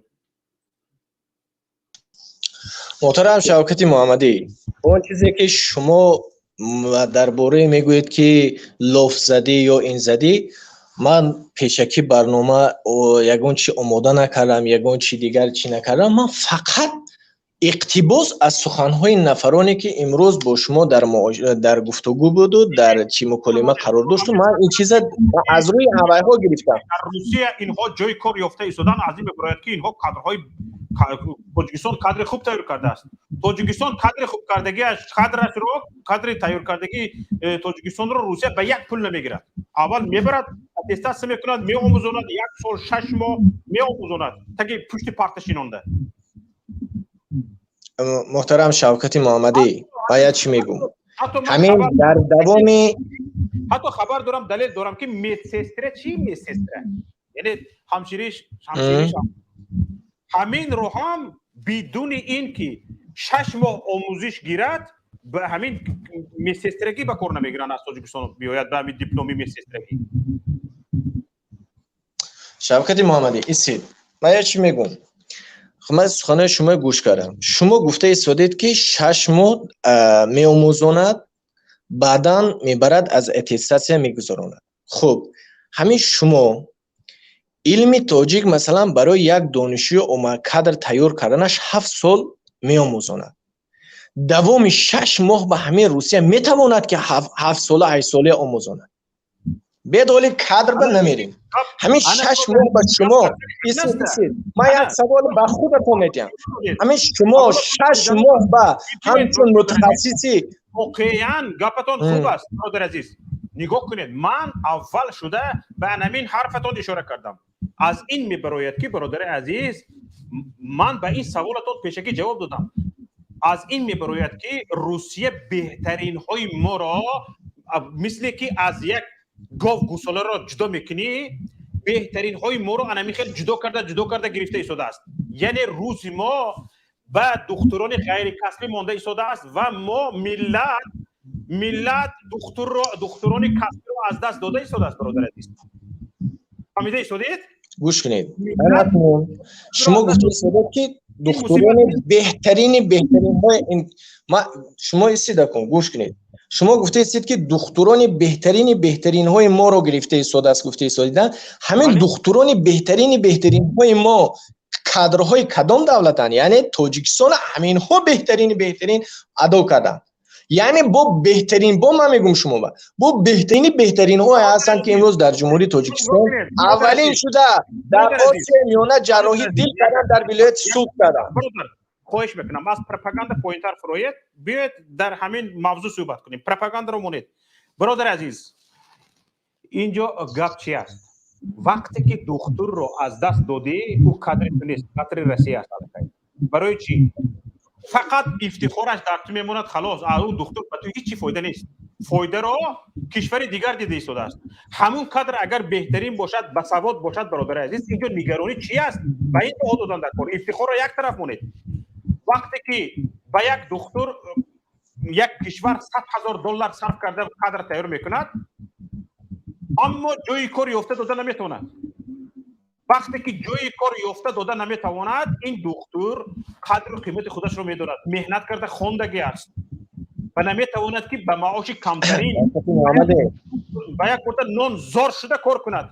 این میرود وقتی خودش رو میسنجد، اما قدر یک کشوری بیگانه میشود. برادر عزیز، و خدمتش به یک کشور بیگانه میشود. این کادر رو برادر عزیز نه مملکت ما نه کشور ما بلکه کشور بیگانه قدر میکند. در اینجا هیچ جای افتخار وجود نداره. کشوری که ببینید برادر عزیز، حالا گفته ایستاده است وزیر معارف فلان هزار تومان آموزگار آماده کردم اما آموزگار در تاجیکستان نمیرسد. برای چی؟ برای آن که در این کشور قدر آموزگار وجود ندارد. میگن که فلان هزار. حالا شما گفته ایستادید دانشگاه بهترینی دانشکده بهترینی طبی به نام ابوعلی ابن سینا است. دانشکده کادر تیار میکند به کادر جای کار ندارد و جای مناسب معاش مناسب ندارد. این مجبور می شود خودش را به یک برده نان زور کرده نشیند و یک بار بختش را در کشورهای خارج سنجد. یعنی کادر کشور خارج می شود. یعنی یک دکتر برادر عزیز از تاجیکستان بیرون رفت به یک دکتر کشور $100,000 را از دست میدهد. به یک دکتر اگر یک دکتر با $100,000 اگر همچون کادر آماده شدگی باشد با رفتن یک دکتر از تاجیکستان $100,000 از تاجیکستان بیرون میرود. 10 دکتر $1,000,000. درست است؟ 100 دکتر از تاجیکستان برآمده رفتگی باشد $10,000,000 تاجیکستان ضرر دیده است. این ضرر ملی است. این ضرر عمومی ملی است برادر عزیز. ما وقتی موضوع رو موندیم گفتیم که هجرت معلمان و دکتران از تاجیکستان گفتیم ما این رو در نظر داریم برادر عزیز. مثلا اگر یک دکتر در روسیه کلینیک شده است گفته افتخار کردن رو در نظر نداریم برادر. ما این رو در نظر داریم که گوش کنید شوکت محمدی آرام ماش شما گوش کردن اكو ماش برادر عزیز وقتی که از تاجیکستان کادر برآمده میرود این ضرر ملی است هم اقتصادی و هم معنوی. اما میبینیم که نه همین پروپاگاندیست های حکومت نه همین خود منصبدارانش به این صرف هم نمیروند. مصیبت است این برادر عزیز جاوید. این مصیبت است. میفهمید؟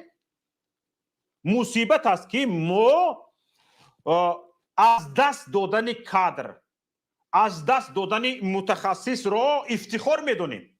افتخار میکنیم از این. شما میفهمید؟ این مصیبت است برادر. هیچ جای افتخار نداره. بفرمایید.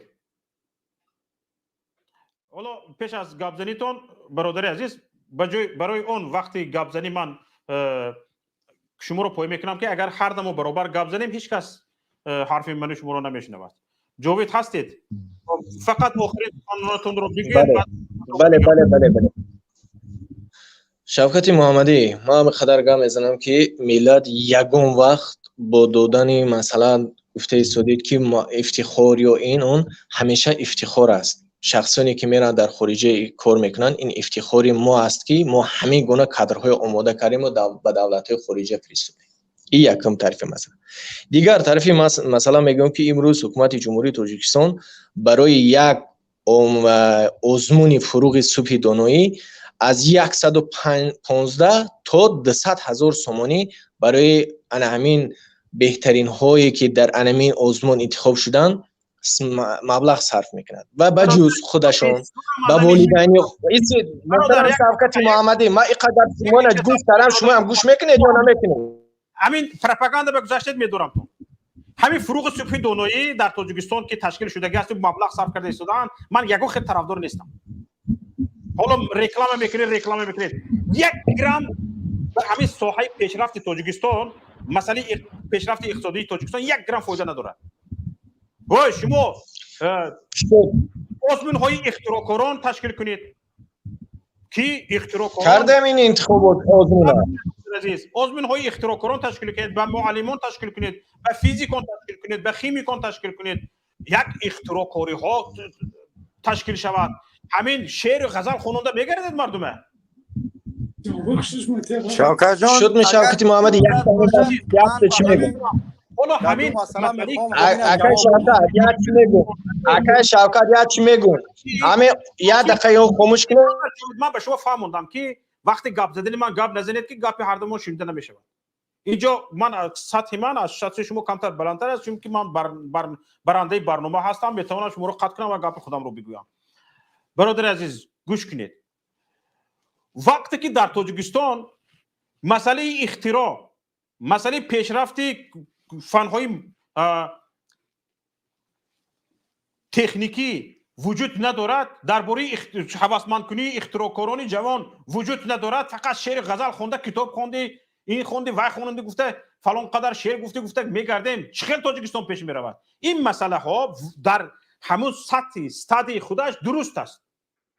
هوسمند کردن به کتابخوانی، هوسمند کردن به شعرخوانی، هوسمند کردن به عموما شعرگویی، اینها درست به حدی. لیکن در همین زمانی حاضره، در عصر سرعت زندگی داریم، از فنهای تکنیکی اینها بالا نمیسته. برادر عزیز، همین کشوری که با همین خیلی شعرخوانی و غزلخوانی مردم آواره کرده است، این نشانگری اون است که پیشرفت رو نمیخواهد. یعنی با همین مردم رو آواره کرده، همین یک امور پیشنهاد میکند به مردم که ما مردم دونو کرده ایستادیم، شعر خواننده ایستادیم، غزل خواننده ایستادیم، رقص کننده ایستادیم، تمام. برای همین من درست است تا حدی، اما از هوسمند کنی به ساحه تکنیکه این چیز پیش نمیاد. برادر عزیز دونسته باشید. محمد اقبال صدرالدین خوش آمدید. حالا استاد تیمور وقتی دست برداشته ایستادند، به ایشان سخن میدیم، بعد از آن محمد اقبال صدرالدین. تشکر، خوش آمدیدتون. تشکر. شکر. گپ نداشتم، با همون آدم یک سوال داشتم که ازبکستان پس یعنی دیپلم های تاجیکی را قبول نداره، همین کار بس است، روسیه را بمانند بگو. من زیاد در این موضوع صحبت هم نداشتم شوکت جان. یعنی همین را گفتنیم که طبیبایی که میگه طبیبای دوره شوروی در روسیه کاری افتادن، با مانند عمر استاد تیمور باشه، اگر در دانشگاه تاجیکستان خوندگی باشه کار پیدا میکنه، برای که این کادری سیوز است و این کادری 30 ساله رحمانوف در روسیه طبیبم برای اون کار کردن هم اجازت نیست تا اگر همون کاری خودش نگذره. در مثلا فروغ صبح دانای امیر میگم که پول نیک یعنی کروپسیای 10 تا برنامه در مورد فروغ صبح دانای نشر کردم که چگونه یعنی که جایزه را میگیرن. همین گفتن بودم، یعنی اون گپاش کاملا یگان دلیل نداره. وضعیت معارف در تاجیکستان در کشمر یعنی که ادامه داره. همین گفتن بودم. سلامت باشید. من خارج میشم ان شاء الله. سلامت باشید. فرمایید. سلامت باشین محمد اقبال. بسیار چیزی جالب و خنده‌آور است. نگرانی فوجیه است. یکمش که از سال 92 که امی خونتا امی авбошо سری قدرت سری حاکمیت آمدن، اینا از چی سر کردن؟ از پروندن کشتن علما. خوب رектор اسحاقی و پروفسور غلامов پرونده شدن به خاطر چی؟ یکی از فرضی‌ها به خاطر مقام، یعنی که منصب. اینا سال 93 اومدن گفتن که جاتا خالی که اگر نمیپرونیم. خوب پروندن، خیلی اور پروندن. به خاطر چی؟ به خاطر سودا کنی. منصب که گرفتن صاحب منصب شدن، دیگر دیپلم میفروشن. حاضرم اگر بگیم که دانشکده طبی تاجیکستان ریکارسمن است برای پوراگیری، برای حجمی پورا، برای داخل شدن ریکارسمن است. با ما گفته بودن که 10,000 از 10,000 بالا 15,000 شاید دلار برای داخل شدن با دانشگاه طبی قیمتی همین چیز است، پر است. خوب معمولا که بسیاری ها همانه، ما نمیتونم بگم که تمامی صاحبان دیپلمی دانشگاه طبی دوشنبه تاجیکستان از سال 97 سر کرده به سوادن و چیزان дипломи қалбакӣ доранд. Ина гуфта наметавонам, вале фикр мекунам ки бисёрш дипломашонро харидам ва зачёташон эҳтимомшонро харида будам. хуб, дуюм чиз аст, хеле ҷолиб аст. мантиқи амин додари мо медонед ба куҷо мебарад моро? ба оне ки мардуми Фаронса, мардуми Урупо бояд ба пешвои миллатшон шукргузорӣ кунад, миннатдорӣ кунад ки мо соҳиби, яъне ки мо ба ҳиҷрат ба чиз омадем, ба Урупо. Так, агар мантиқша чиз кунем. ва дигар чиз, Урупо агар аз ҳамин мантиқ бармеем, Урупо ба большевикҳо бояд раҳмат гӯяд ки миллионҳо беҳтарин кадрои русо давраи подшоҳӣ аз Русияро тарк карданд ва ба Урупо, ба ҳамун ғарб, яъне ки обогатили их культуру, обогатили их науку и так далее. Ва ахираш ин аст ки беҳишт, одамои беҳиштӣ бояд шукронаи қатли, куштори Имомалӣ Раҳмон шаванд ки Имомалӣ Раҳмон ин қадар одамои беҳтарӣ накушт. бале, ана ҳамин мантиқаш ки беҳтарин кадрои мо ба Русия рафтанд, дар онҷа кор ёфтанд, беҳтарин кадрои мо аз кор мекунанд, дар онҷа кор ёфтанд, модоме ки миллати тоҷик мурда истодааст ба хотири бесаводии аму духторое ки шумо ба ино диплом фурӯхтед. Ана мантиқи гапи вай. Ташаккур. бале, дуруст устод. як занги ватсапи қабул мекунем. Ташаккур ба шумо. алло, Добрый вечер. добрый вечер. Салам Алейкум алейкум. ассалам ва рахматуллах. Да, я хотел просто сказать, на пример тот товарища, который сказал, что Мауриф делает то, Мауриф делает так. Просто хотел задавать вопрос. Здесь из мухи слона не надо делать. Просто надо сказать, почему уходят наши профессора, доценты, академики Кандидат из науки. Таджикистана. Кандидат науки, да. Почему уходит? Вот, просто на этот вопрос он должен был ответить. Здесь не надо говорить, что таджики приехали в Россию, какую-то клинику открыли, или в космосе какое-то что-то открыли. Нет, почему мы уходим? Почему? Вот на этот вопрос он конкретно должен ответить. Почему мы уходим? А как вы Всё, больше думаете, ничего не почему могу уходит? Вот на его аргументы мой ответ. Почему? Не надо из мухи слона делать. Почему мы уходим? И все. Нету зарплаты достойного. У вас и на всё. этот вопрос Образование есть свой ответ? Не понял. У вас на этот вопрос есть свой ответ? Ну, ответ, естественно, это зарплата, все. Больше ничего не надо. Дайте свободу народу, дайте зарплату достойную, которую заслуживают наши врачи, наши учителя. Заслуживают. Понятно. Спасибо большое. Ну все. Вот почему мы уходим? Все, вот на этот вопрос пускай ответит.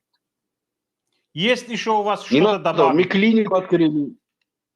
Больше ничего не хочу сказать. Вам спасибо за внимание. Вам тоже спасибо Я большое. как бы تشکر زیاد. سلامت باشید. صدای حق بفرمایید. السلام علیکم. اکای شوکت جان سوزن خوبن؟ تشکر به شما.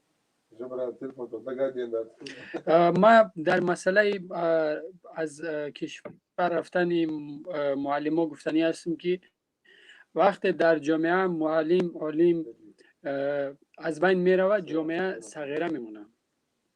برای که معلم ها یگانه مقصد یگانه انسانایی هستند که با مردم راه درست مقصد نشان میدن. برای می باعث نگرانی است که ما در وطن یک و درست روانه کرده میتونه از کشور خارج میشوند. ما بعد یک چیز دیگر را گفتنی هستیم که ما خودمان در وضعیت کنونی کشور باید پدر مادرایی که در تاجیکستان قرار دارند بهر آینده فرزنداشان معلم ها را باید یاردم بکنند. به خاطری که درسته که مقصد وضعیت کشور ناگواره، وضعیت کشور در حال فلاکتبار قرار داره. بعد یک چیز دیگه ایه که از جانب حکومت به معلم ها یاردم درست دادن نشده است. برای که ما معلم های خودمون در درون کشور سخرانیت کرده بتونیم کاری بکنیم که در تاجیکستان بمونن معلمان، پدر مادرها باید غمخوری معلم باشن. Я по-другому здесь выступил еще, я на русском хочу кое-что объяснить для вашей аудитории. Может быть, это будет полезно. Я думаю, что система образования в Таджикистане, она вообще не соответствует никаким стандартам. Сейчас мир настолько поменялся, что в постсоветском пространстве система образования не соответствует. Наши дети не получают ту образовательную пищу, которая для них нужны в данном сегменте, в данный момент. Поэтому для нас, я думаю, что для нашей оппозиции важно, чтобы когда она будет приходить к власти, поменять полностью существование. Мы должны переходить в европейский уровень образовательной системы. И когда Республика Таджикистан занимается этими вопросами, это для нас очень, я думаю, что в будущем очень серьезные негативные последствия будут. Почему? Потому что наша молодежь, то, что подрастают, они не будут получать пищу для разума, которая для них должно им помогать всю жизнь. И естественно получается, что мы теряем одно поколение. Поэтому я призываю Министерство образования Республики Таджикистан и все соответствующие органы, которые за образовательную систему и воспитанием нашей молодежи, чтобы они серьезно посмотрели. Эти дети, их дети, они должны на это смотреть с точки зрения того, что эти же люди потом будут помогать им, когда они сами постареют, когда они станут немощными. То есть они будут необразованными, как они могут на них, как они могут какую-то, как сказать, нововведение вести в обществе, чтобы для них было лучше, чтобы их жизнь поменялась в лучшую сторону. Поэтому я думаю, что это очень проблематично, это для вот этого министра образования Таджикистана и для других, и як вазiyati falokatbora ki yo ghamkhori namekinam. ما فکر میکنیم که وزیر معارف باید در فکری باشه که 2 روز پس پیر میشود یا خش تبارش یا یگان نزدیکش. تاجیکستان خوب همه خش تبارش هست در تاجیکستان زندگی میکنن خوب خش تبارش. باید مقصد غمخواری نسل نورس باشه که در پیری این نسل نورس یاردمش کرده بتونن. برای اینایی که فکر نمیکنن که تشکر به شما جوانایی فرمت کردید. زنده باشید. من همینجا نوبت سخن را به دیگران واگذار میکنم. زنده باشید برادر عزیز. صدای حق خیلی خوب برآمد کردید. حالا عبدالله ابو احمد، من سخن شما را نمیبرم، به شما اجازه میدهم که در حدود 5 دقیقه فکر اندیشه های خود را ابراز کنید در این باره. سلام علیکم و رحمت الله و برکاته. با شما به همه بینندگان.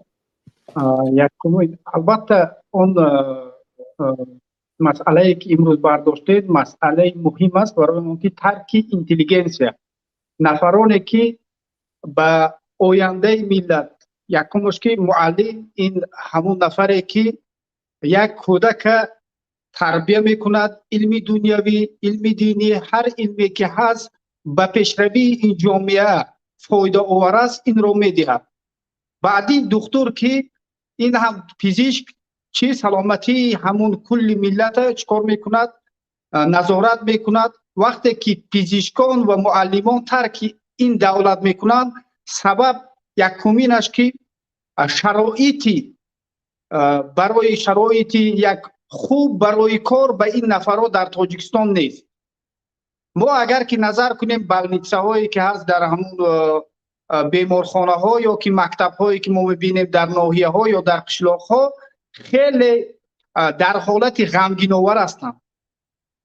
البته که باز از این هم با بدتر در این خیل حالت ها، در این خیل بالنیتسه و یا که مکتب ها معلم ها کار میکنند و مزد مهنت معلمان حتی که به لباسشان یا که به لباس فرزندانشان نمیرسد.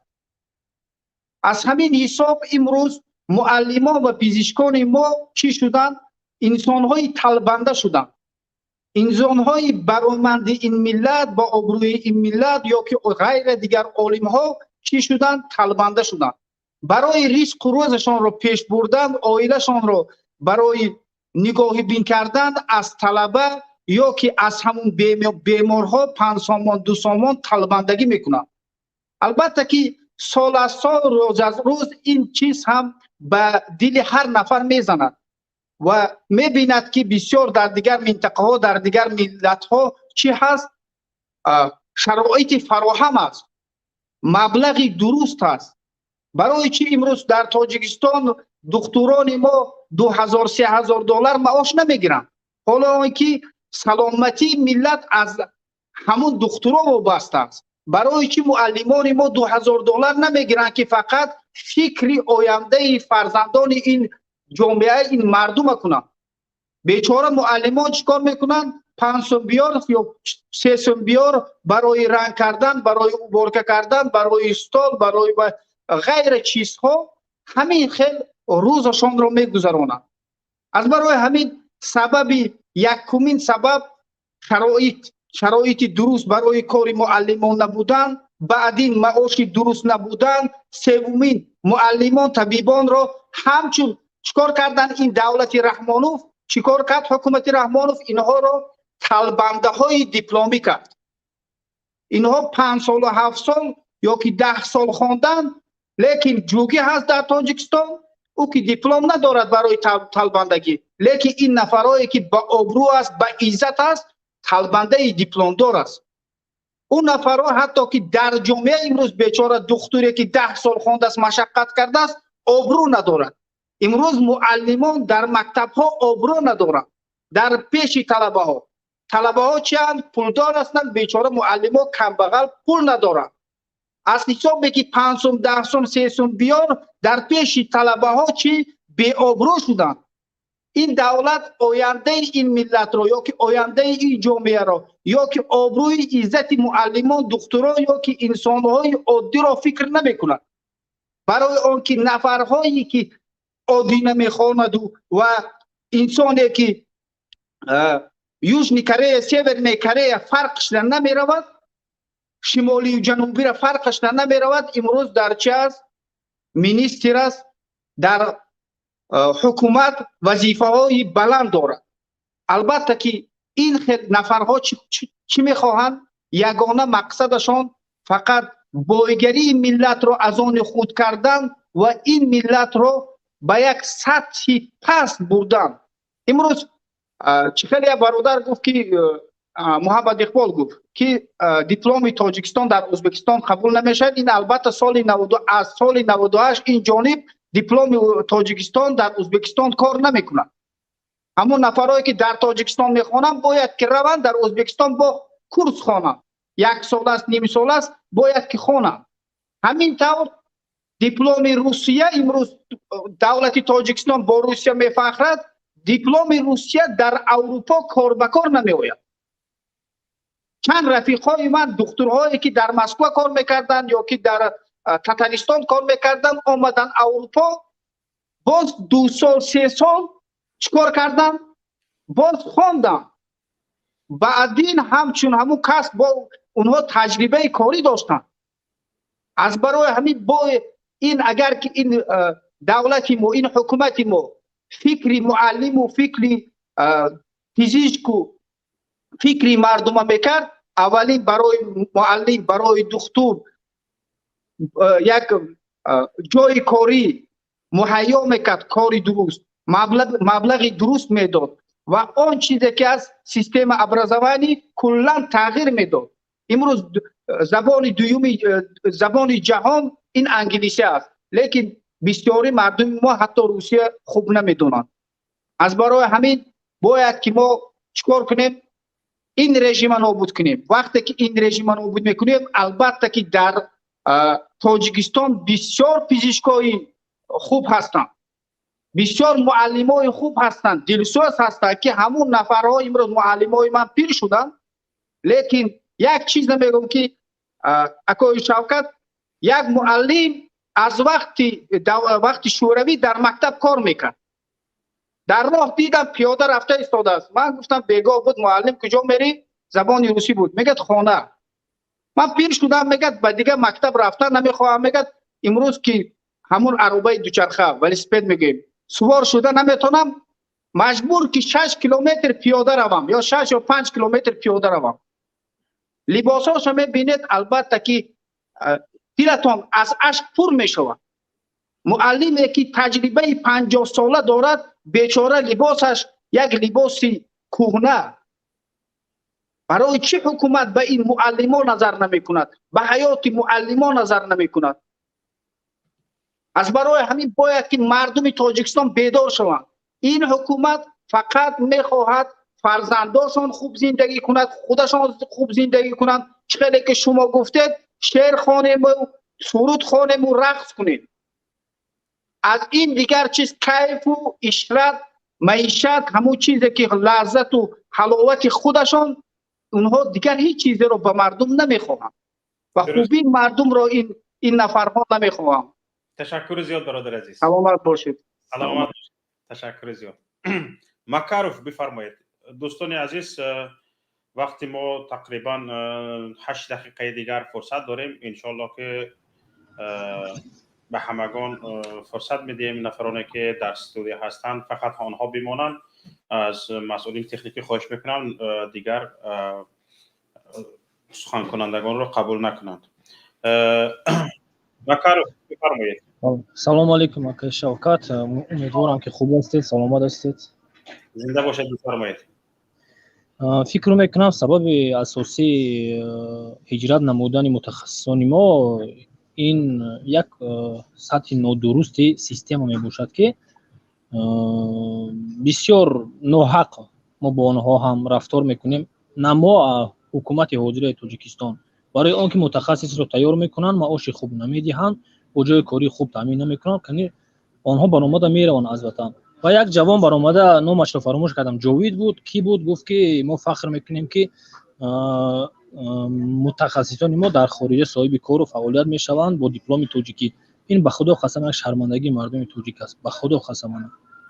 خب باور کنید خونه برای مثال شما یک فکر کنید که امروز حکومت ما بسیاری بعد روغن میگوید، بسیار لاف میزند که ما انا روغن ساخته ایستاده. این فکر کنید که روغن رو ساختیم و با روزها دادیم و آنها استفاده کردن. این چی جای فخر باشد؟ این یک شرمندگی نیست مگر؟ بله متخصص با مثل همین روغن است که ما اینوستیرواد میکنیم تا که آنها آینده به ملت ما خدمت خوب کنند، اما آنها برآمده میروند. البته این یک شرمندگی مردم ما باشد. و دوم، اگر از پایان نگاه کنیم، وقتی که من هم طلبه مکتب بودم سالهای 11 12 با فکرم اگر ختم کرده بودم مکتب را، در همان وقت هم نورسایی معلم ها در فنهای گوناگون بودند. یک معلم درس زبان ادبیات، هم درس تاریخ، هم درس حقوق و هم درس های دیگر رو هم میگذاشت. آخه چگونه در کجا این راست میآید؟ مگر این درست است؟ بله هر یک معلم باید در ساحه خودش متخصص باشد و نسل نورز رو به ویو رساننده. اینکه یک معلم همه چیز رو به عهده گیرد و از درس تاریخ سر کرده از درس متمتیک و الگوی این خیلی این خطاست. البته درست. تشکر زیاد داشتم برادر عزیز. سلامت باشید. فیروز بفرمایید. السلام علیکم. علیکم السلام. نازن سوزن. الحمدلله، امیدوارم شما هم خوب باشید. بفرمایید. اگر شوکت ما همو بچه یوشیم که تمام کردن دانشگاه را بودجت نی وریانت شدی. بعد از تمام کردن دانشگاه ما را گفتن که 3 سال تو اگر که یگان مکتب در درس ندادن یا که یگان جدا کار نکردن دیپلم گرفتن نمیتونی. بعد من تسلیم گرفتم رفتم مکتب. باور کن اکای شوکت ما پروگرامیست تمام کردگیم احوالی مکتب دیدم تنها شدم روز دیگه یگان شرایط نداره برایم بچه‌ها. این کار گیتا نویبر بود ده رفتم من. اگه شما فکر کنید که من اینفرماتیکا درسی رفتگیم نویبر با دو مکتب سوید نیست. اکنون ما چخه باید دایی طلبه درس بتیم اینفرماتیکا را یاد کنیم که اساسی همون فن کامپیوتر است که تو باید همون طلبه در این همون پریمیروی که تو درس میتیشونه خود همون کامپیوتر را گذارن. نه که همون مکتب در 6 ماه 7 ماه سوید نیست. تو مجبور میشی که تا همون ابرزامت همون از سنتیابر تا همون آخیر همون ساله فقط کتاب خونی و همیه در مقصد فقط تیوری را نشان تیر پرکتیک را ابسولوت نوایی یاد نمیگیرنده. بعد از اون که من اولیکشون پرسیدم همون وقتی که من تمام کردن ایماده دانشگاه را بود کردن ایماده ما گفتن که 600 تومان اولیک داریم. اکما باید بچه یا 24 ساله 25 ساله دانشگاه را تمام کردگی 3 تومان میره راهگیری میکنه میاد 2 تومان یگان پیراشکی میخری ابیتی 5 تومان راست خود اینا 150 تومان در یک ماه 600 تومان مینوس میکنن.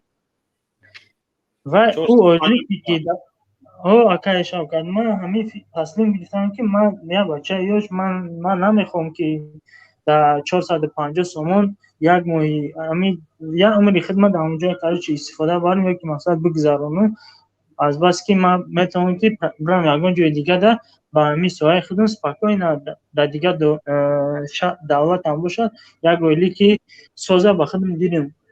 انا بعد ما همه ما یک چیز آیات ما برآورده استیم که ایت کادرویی که ما در درزودگیان شما در درزودگیان اکا یا امروز پگاه پنسیونر میشوند و بالا همین طلبات اکا ما میمونیم تویست هم بچه یا که حاضی 30 ساله هستن 27 ساله 28 ساله و این طلبات که در همین وقتی کروپسیا کلان شدگیان وقتی که یگان چیز دای بغیر زیستون این مردمای حاضره مقصد دیگه هیچ چیز نمیپرسن و چه کودکای ما در درس دیان مقصد نینا من ایرسپاگه اگر کودک داشتم مکتب برامشون انشاءالله و همین کودک که ما در همون بچه یوش چی درس میتیم من در همین اینترس نده ماش به همون مینیستری کشمیر خواهم اینکو چند هزار کودک شوکت نفهمیدم حاضی خونده حساب نکو استاتیستیکا را هم مینیستر برآورد که هر سال همین قدر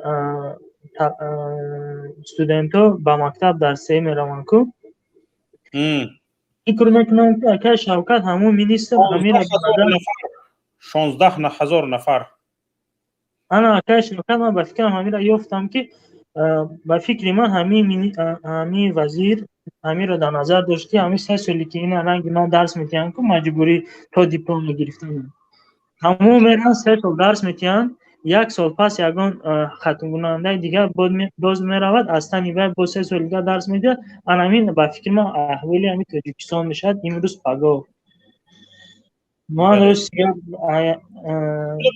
در همه مترقی هم دیپلم هم اینقدر اهمیت ندارد. اساسا بیشتری کارخانه ها کاردانی شما رو به این نوبت میگیرن.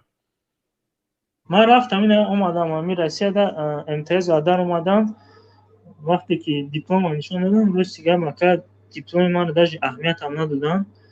بعد شیناندم دیگه تا 15 نفر بودن اگزم انگلیس هم 15 نفر 6 نفر گذاشتیم کار کردیم تا حاضر. من میخوام یک اکل شوکت در از این حکومت وزیر ما که این پیشنهاد ما شما داوز میگم از وای یگان خیلی امیدم نیست که این کار با اجرا میگیرن از حکومتی که در آینده میشود ان شاء الله که پیروزی شود. میخوام یک سیستم این در گرمانیا استفاده میبرن نمیدونم در دیگه دولت‌های اروپا چه است این در گرمانیا اما یکی از سیستم‌های ژاک فرسکو را استفاده میبرن که در دانشگاه و کالج‌هاشون مثلا 2 ماه پرکتیکا میگذارن 2 ماه تئوری اینا میگه 1 سال خونیشون فقط 2 ماه گذاشتن در پس از بود کردن از 4 سال از 6 سال از بود کردن یا دانشجو و علاقه уже تمام یا پرکتیکایی که گذشتگی از در مابین 5 سال و میتونه سپاکن اگه کاری که می‌دارد به اگه خیلی اوپت уже کارش رو پیش برد. در تاجیکستان چقدر است 7 سالی که هم بیچاره میخونند اونجا اخیری هم تمام کردنش در پرکتیکا میبرن بعد وقتی که کار در اومدن تون در اکا شوکت میدونید چی میگن مدام میگردن میگن که شما اوپت رابط ندارین ما شما را کار در نمیگیریم. اگه ما یک دانشجویی که نه دانشگاه را تمام کردگیم اما اوپت رابط را باید ایتیجا بگیریم. بله از بس که ما تمام کردگیم ولی ما کار اثر نکردگیم اینا از ما уже 3 سال یا که 1 سال باید اوپت رابط گیرم. ما باید یگان در شما باید کار کنیم که اشتباه ما اوپت گیرم. همین احوال در پیش کرده. تشکر زیاد به شما برادر عزیز.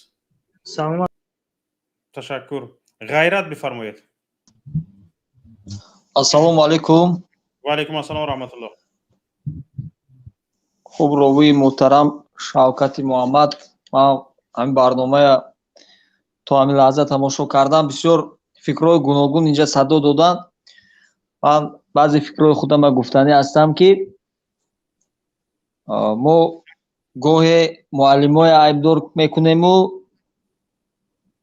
گاهی حکومت عیبدار میکنیم و دیگر من میخواستم که گفته باشم که الان میگویم که دیپلم خالی میتین دیگر یک بار ما دقت دیم که اویله که همشونه یچه که خوردید همین دولت با حساب میرود من چون یک شهروند عادی میخواستم یک بار دقتم با اویله هم داده شود که یعنی امروز توجه برای خواندن فرزند از طرف والدین در کدام سطح است. امروز ما وزیر عیبدار میکنیم حکومت عیبدار میکنیم یک اشخاص عیبدار میکنیم معلم بیچاره عیبدار میکنیم.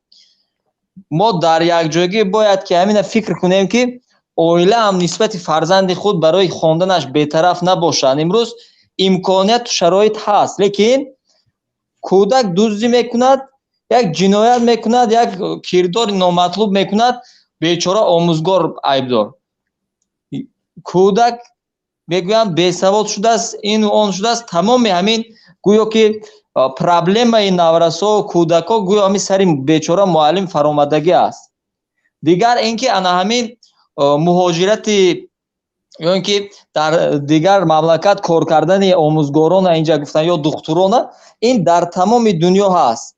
یکی یک سه بینابت گرید که من اینجا افضلیت نداده ایستادم که یعنی من سفید کار نمیکنم کمبودی هست لیکن همین کمبودی رو یک جایه برای برطرف کردن با سخن نه با عمل کردنمون در کار. امروز از چنین برنامه مثلا مباحثه می شود این خوب است لیکن من میخواستم که عملا هم باشد که همین والدینی که امروز زنگ میزنند با برنامه شما یا من نفرانی که زنگ میزنند باور کنید عملا من فکر میکنم توجه نسبت فرزندانشون کمتر است.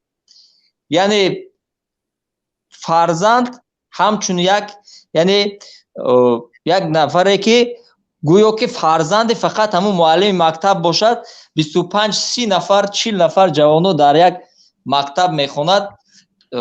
ин фақат масъулияти фақат ҳамин мактаб нест. بسیار خوب، تشکر زیاد برادر عزیز. اینجا به نکته های مهم شما اشاره کردید، با یک بعضی مسئله های استوده گذاشتید که من هرچند وقتمان به اتمام رسیده شده است مجبورم که چند ملاحظه رو بگویم. برادر عزیز غیرت بودن ها؟ غیرت ببینید. بله من غیرت هستم. زنده باشید. ببینید گفته شده که باید پدر مادر هم بیشتر برای پیشرفت فرزندشان توجه کنند. این واقعا من با شما جانبدار هستم، واقعا چنین باشد. اما ببینید فضای تاجیکستان چنان هست که پدر و مادر آینده فرزندش را دید و آینده فرزندش امید برده نمیتواند. ببینید از کجا دلخونکی به میان میبیاید. از همان رأس شما تصور کنید وقتی که رستم رئیس مجلس ملی شد، یک نفر نیمه گونگ رئیس مجلس ملی شد تنها به خاطر آنکه پسری پرزیدنت است. و وقتی که من هم تو مثال عادی میبرم، وقتی که امام علی رحمان پرزیدنت مدام العمر تاجیکستان شد، از تمام ملت تاجیک، مردم تاجیک امید پرزیدنت شدن از بین رفت. تمام امید مجلس ملی شدن از بین رفت، امید رئیس دستگاه شدن از بین رفت تا اینکه آزاده اونجا رو خالی نکند. وقتی که چنین هست امید یک نفر به همون قله بالای بلندترین رفته رسیدن از بین میرد. حالا شما شاید بگید که فقط همین پرزیدنتی است دیگه کار کند. نه برادر عزیز، باید یک ملتی که میخواهد پیشرفت کند همین قله بلندترینش پرزیدنتی باشد و پرزیدنت همین ملت تقریبا مثلا 10 میلیون اهالی داره که 4 میلیون به خودش الटरनेटिव داشتگی باشد. یعنی پرزیدنت این باشد که این ملتش شخصان سزاوار به جایش را دارد، اگر مبادا فوت یا مرد پسرش نه هزارها نفر وجود دارد که این ملت را میتواند چیکار کند، رهبری کند.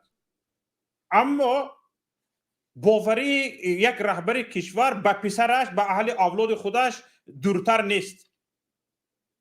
همین سیاست به کجا برده میرسوند؟ به آن جایی که امید ملت به پیشرفت از بین میرود.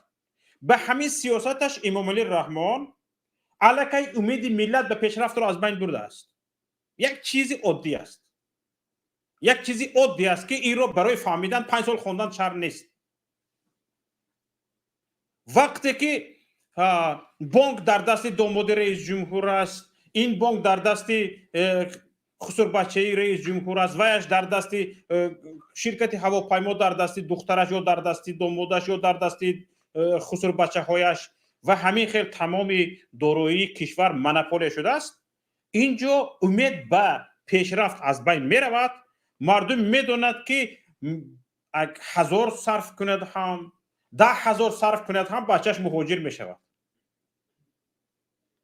و صفت تعلیمی که هست، کیسه در کیسه که او پولی که در کیسه اش دارد بچه اش را رقابت پذیر کرده نمیتواند. پولی هنگفت لازم است برای رفته در المپیادهای شرکت کردن، برای در مکتب‌های صفت تعلیمشان بلند تحصیل کردن. کیسه پر در کار است، پول پر باشد، پول باشد.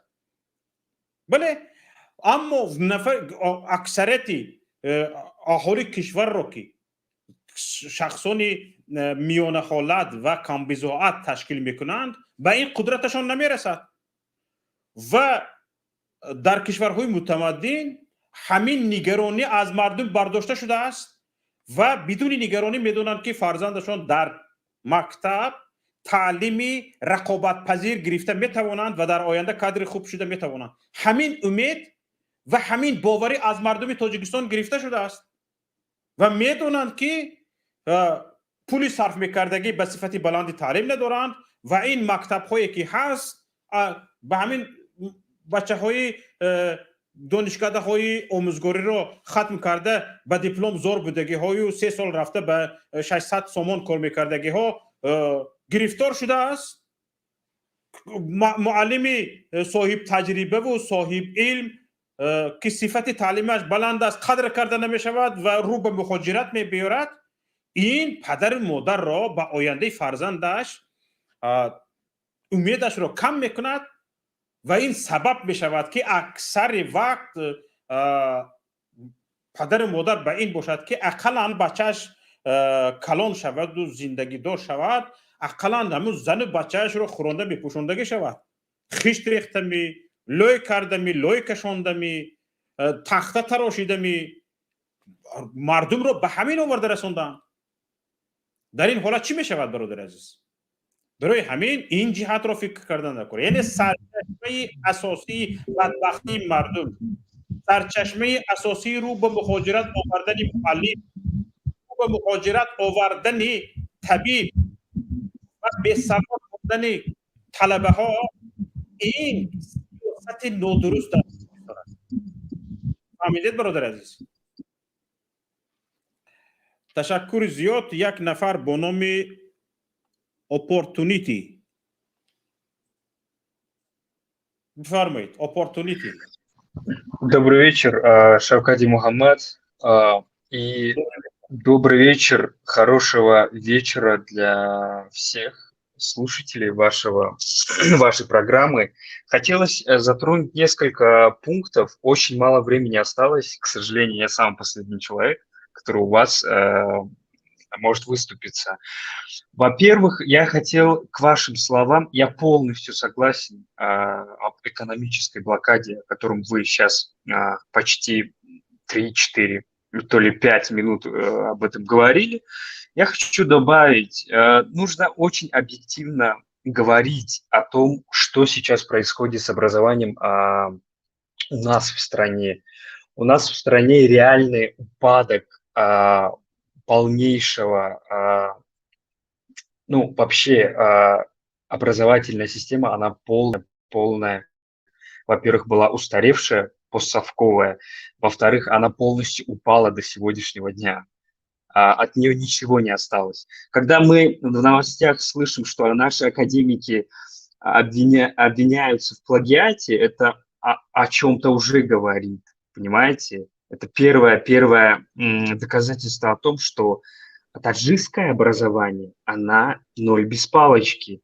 Это во-первых. Во-вторых, очень смешно то, что в клиниках во время разгара, в 2019 году, во время разгара COVID-19, докторам эти позорники продавали, я хочу сказать, главврачи, поликлиник продавали обычным докторам, своим же коллегам, одноразовые СИЗ оборудование, да, за 100 самани, когда в Узбекистане обычной санитарке СИЗ одноразовые оборудования давались бесплатно. Это еще о чем-то должно говорить на сегодняшний день вообще гражданам. Граждане должны вообще проснуться. Это вообще смешно, и это позорно, это полнейшее дно. Когда в Узбекистане какая-то санитарка получает СИЗ бесплатно, а доктор с высшим образованием, который закончила 6 лет, еще пошла, я не знаю, получила специальность, бедная, работает еще за 100 самани, покупает одноразовый, я еще раз говорю, одноразовый СИЗ. Понимаете? Почему мы говорим сейчас, что они эмигрируют? Да потому что вы ничего не сделали за 30 лет, ребята. Это же позорище. Я вот сейчас сижу, я просто хохотаю от этого. Это, конечно, смех не радости. Это очень-очень трагический смех на самом деле. И нехватка педагогов. В мое время, я 5 лет назад закончил школу в Душанбе. Тогда еще у нас не хватало химиков, биологов, физиков, особенно физиков не хватало. Были преподаватели, да, но они были со времен Советского Союза. Это преподаватели 80-х годов, ребята. Ну, они просто зубрили свои книги, которые каждый год поколение в поколение преподавали физику. Понимаете? Ну, за 30 лет вы нам одного нормального педагога даже не дали в школе, чтобы он нам нормально преподавал. Система полностью устаревшая, это постсовковая. Вот вы говорите, бьете в кулак, в грудь говорите, у нас независимость и все такое. И эта независимость привела к деградации целых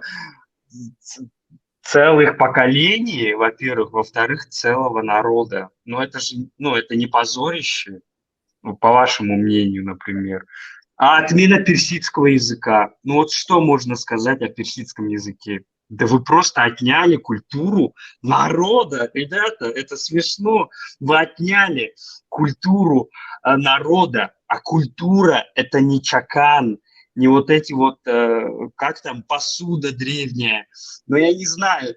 Культура кроется в языке, родном языке. Забони модари. Ребята, забони модари. Это персидский дари, язык, который преподавались до 7-го, до 8-го класса таджикским группам. А вы это просто отняли у целого народа. Что еще можно сказать? Вот вкратце. Можно не то по пальцам пересчитать, это нужно завести, наверное, журнал и хронологию ваших неудач за 30 лет. Вы позорники, вы позоритесь с каждым годом, и вы ничего не сделали этому народу. У меня все. Спасибо большое. Спасибо большое, Иван. Тоже. حالا برادر عبدالله ابو احمد یگان الوه دیگر داشتید که بار دیگر وارد شدید. سلام علیکم و رحمت الله و برکاته. و بعد ما با آخر میرسونیم. خب یک نفر وارد شد گفت که معلم را چی نکنید، بعضی گفت می شود که معلم را تحقیر میکنید، نه بعد همون وزیران تحقیر نکنید که اونها گناهکار نیستند. البته من گفتنی هستم که اگر معلم گناهکار باشد ما البته تحقیر میکنیم. برای چی؟ برای که ما میخواهیم که معلم اصلاح شود. اگر که یگان نفر وقتی تحقیر میکنیم با دلیل تحقیر میکنیم که همون نفر اصلاح شود. بعد یک چیز دیگر ذکر کرد اون نفر که در اویله ها باید که تربیه فرزند براه مانده شود بود. البته که تربیه فرزند امروز در اویله ها براه مانده نمیشد، برای آنکه تقریبا 4 میلیون اهالی تاجیکستان بیرون از تاجیکستان است. اگر که 3 میلیون هم گوییم، هر یک 3 میلیون اگر 3 فرزندی داشته باشند یا پدر یا مادر در مهاجرت، این می شود 5 میلیون 6 میلیون کودک امروز بی پدر یا که بی مادر است در اونجا، بی نظارت از دستی بابایش یا که دستی بیبیش. البته که انسان های پیر فقط چیکار میکنن؟ لباسش، خوراکش با همین چیز تامین میکنن. لیکن دولت باید که داند که 3 میلیون اهالی مهاجر است، برای این کودکان یک شرایط معین را دولت باید چی کند؟ براه ماند. دولت سبب شده است که 3 میلیون پدر یا مادر مهاجر شده است که این کودکان محبت، مهر و پدر و مادر را نمیبینند. باید که مکتب های درست دولت چیکار کند؟ سازد. برق یکم برای مکتب دهد، برای اینکه نسل آینده یا که آبادی این دیار از همین نسل آینده چی است؟ وابستگی دارد. بعد این اون نفرهایی که میگن که باید که ما یک کار کنیم ما کرده ایستاده. ما برای میگم که باید که این رژیمی که خودکامه است، میخواهد کلی بایگری تاجیکستان از آن خود کرده است، باید که نابود شود. بله. و ما رحمانوف را یا دیگر وزیران را تعریف نمیکنیم. برای چی؟ حتی که این خیلی بالای ما ظلم آمده باشد هم مانده که کویلو میگد که همین نویسنده نامش کویلو همون میگوید که یک عالم سوال دادن که همین لگنبرداری حکومت، همون یک چی گوید شاه یک عالم سوال میکرد میگه که تو میگه نان جوی خورده استادی، اگر کی میگه شاه تعریف میکرده میگه نان میگه گندمی میگه نان سفید میخوردی. بعد عالم میگه که اگر کی میگه تو مغزه میگه نان جوی را میفهمیدی میگه هرگاه میگه شاه چیکار نمیکردی تعریف نمیکردی میگه. بله. از برای همین اگر که شما همون نفرایی که امروز لگنبردار هستین بدبختا، اگر که شما قدر این ملت مسلمان ظلمی که بالای این مردم مسلمان تاجیکستان آمده است اینا حس میکرده هرگاه طرف این ظالما را نمیگرفتید. بله. بلکه شما حرکت میکردید که این ظالمان نابود شوند، این ملت این مردم مسلمان به یک روشنایی بیاید، اون پدرها اون مادرانی که در هجرت هستند برگردن پیش پدر و مادران خودشان پیر شدن، پیش فرزندانشان برگردن و حیات یک خوب رو برای فرزندانشان یا که برای خدمت پدر و مادرشان کنند، نه اینکه هجرت، نه اینکه عذاب و ظلم. همین گفتنی بودم که سلامت باشید و از زنده و موفق باشید همیشه. تماشابینان عزیز، واقعا چند چیزی که میخواستم بگویم دوستان گفتن آن را تکرار نمیکنم. چند چیزی که میخواستم مطرح شود خودی زکاس کردگی برای این دوستان برآمدن آن را مطرح کردند. تشکر از همهشون. همه نفرانی که در برنامه برآمدند فکر و اندیشه های خود را گفتند تشکر میکنم. واقعا امروز از این برآمدهای مردم معلوم می شود که مردم با یک آواز می داند که کمبودی رو به هجرت آوردن معلم، کمبودی رو به هجرت آوردن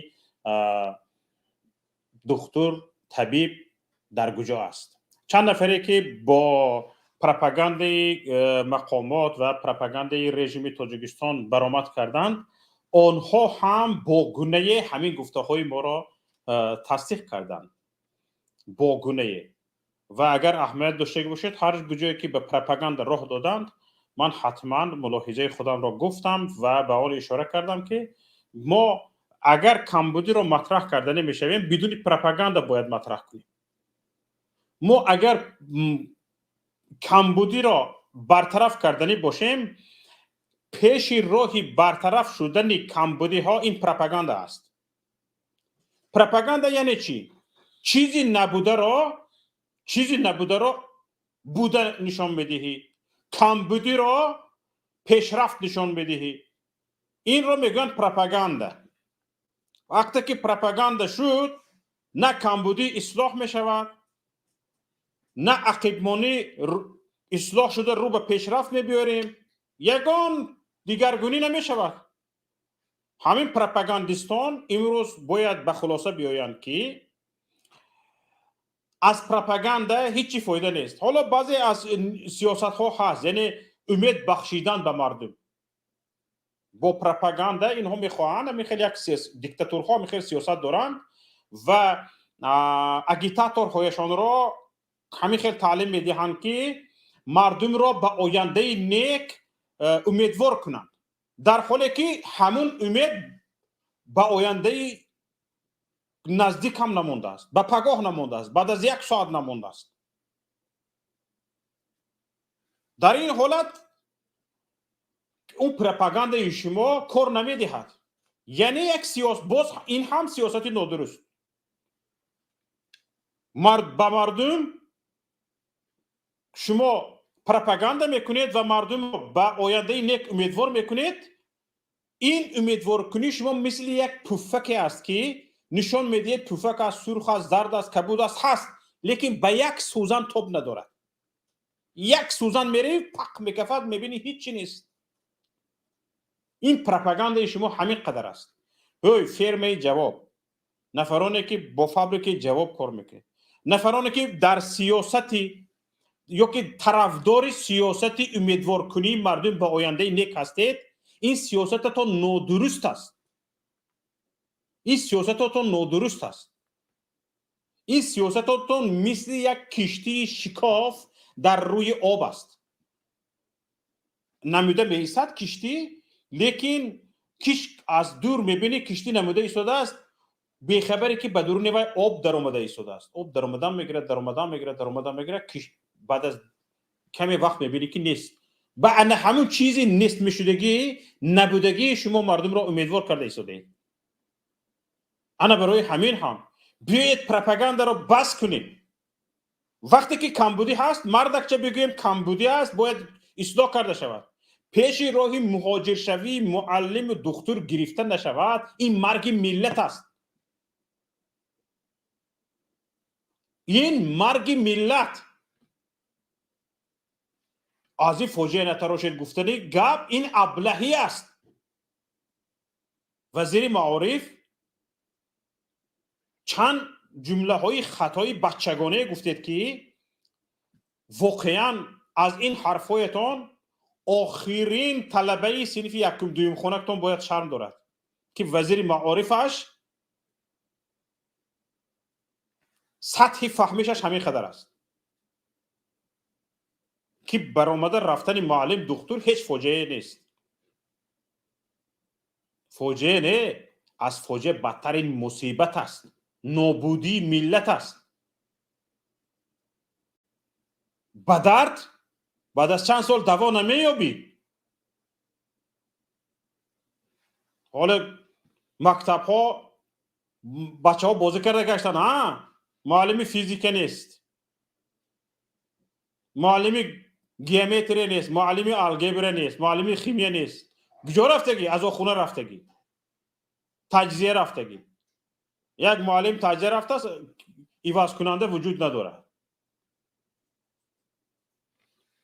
به نهایت مصیبت هستین. حالا طبق آمار 74% اهالی کشور را ساکنان دهات تشکیل میکنند. 74% اهالی کشور را ساکنان دهات. انکنون این 74% برق ندارد. یعنی 74% تاجیکستان امروز برق ندارد. به دهات برق داده نمیشود. برق ندارد. نمیده در وقت لیمیت. چیکار میکند این بچه ها؟ چیکار میکند؟ فقط مرکز های معماری برق دارد، تمام.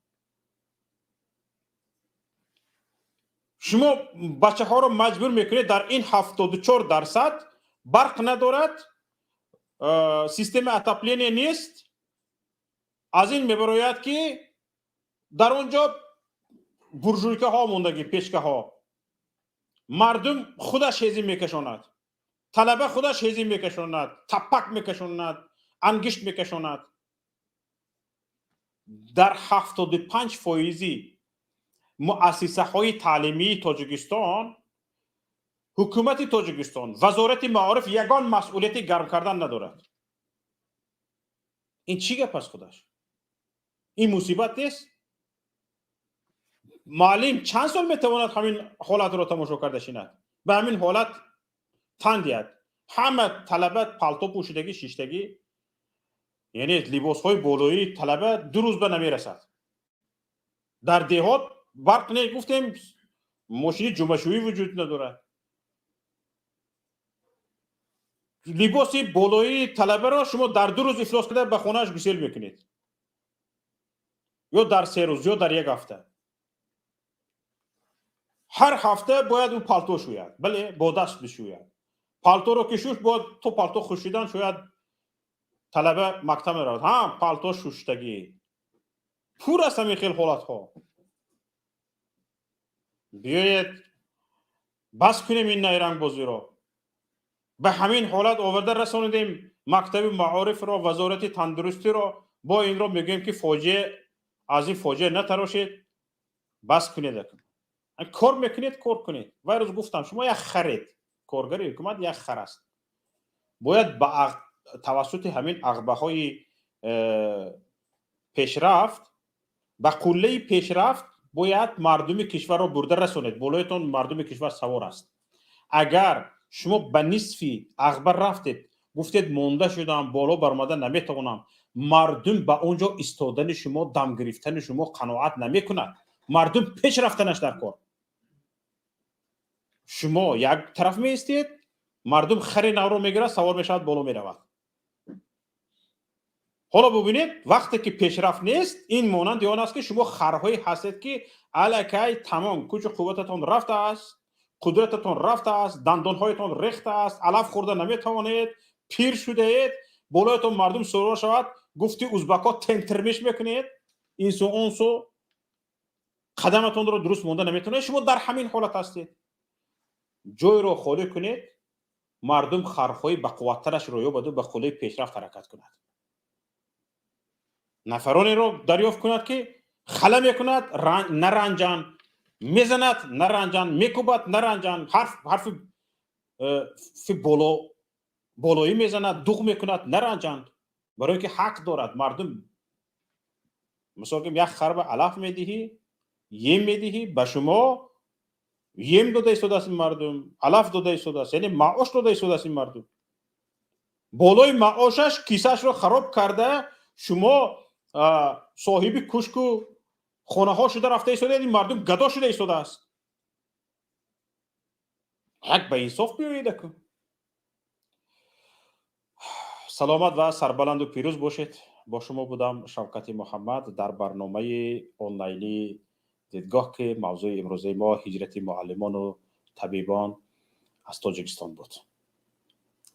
خواهش برنامه سیاسی و تحلیلی دیدگاه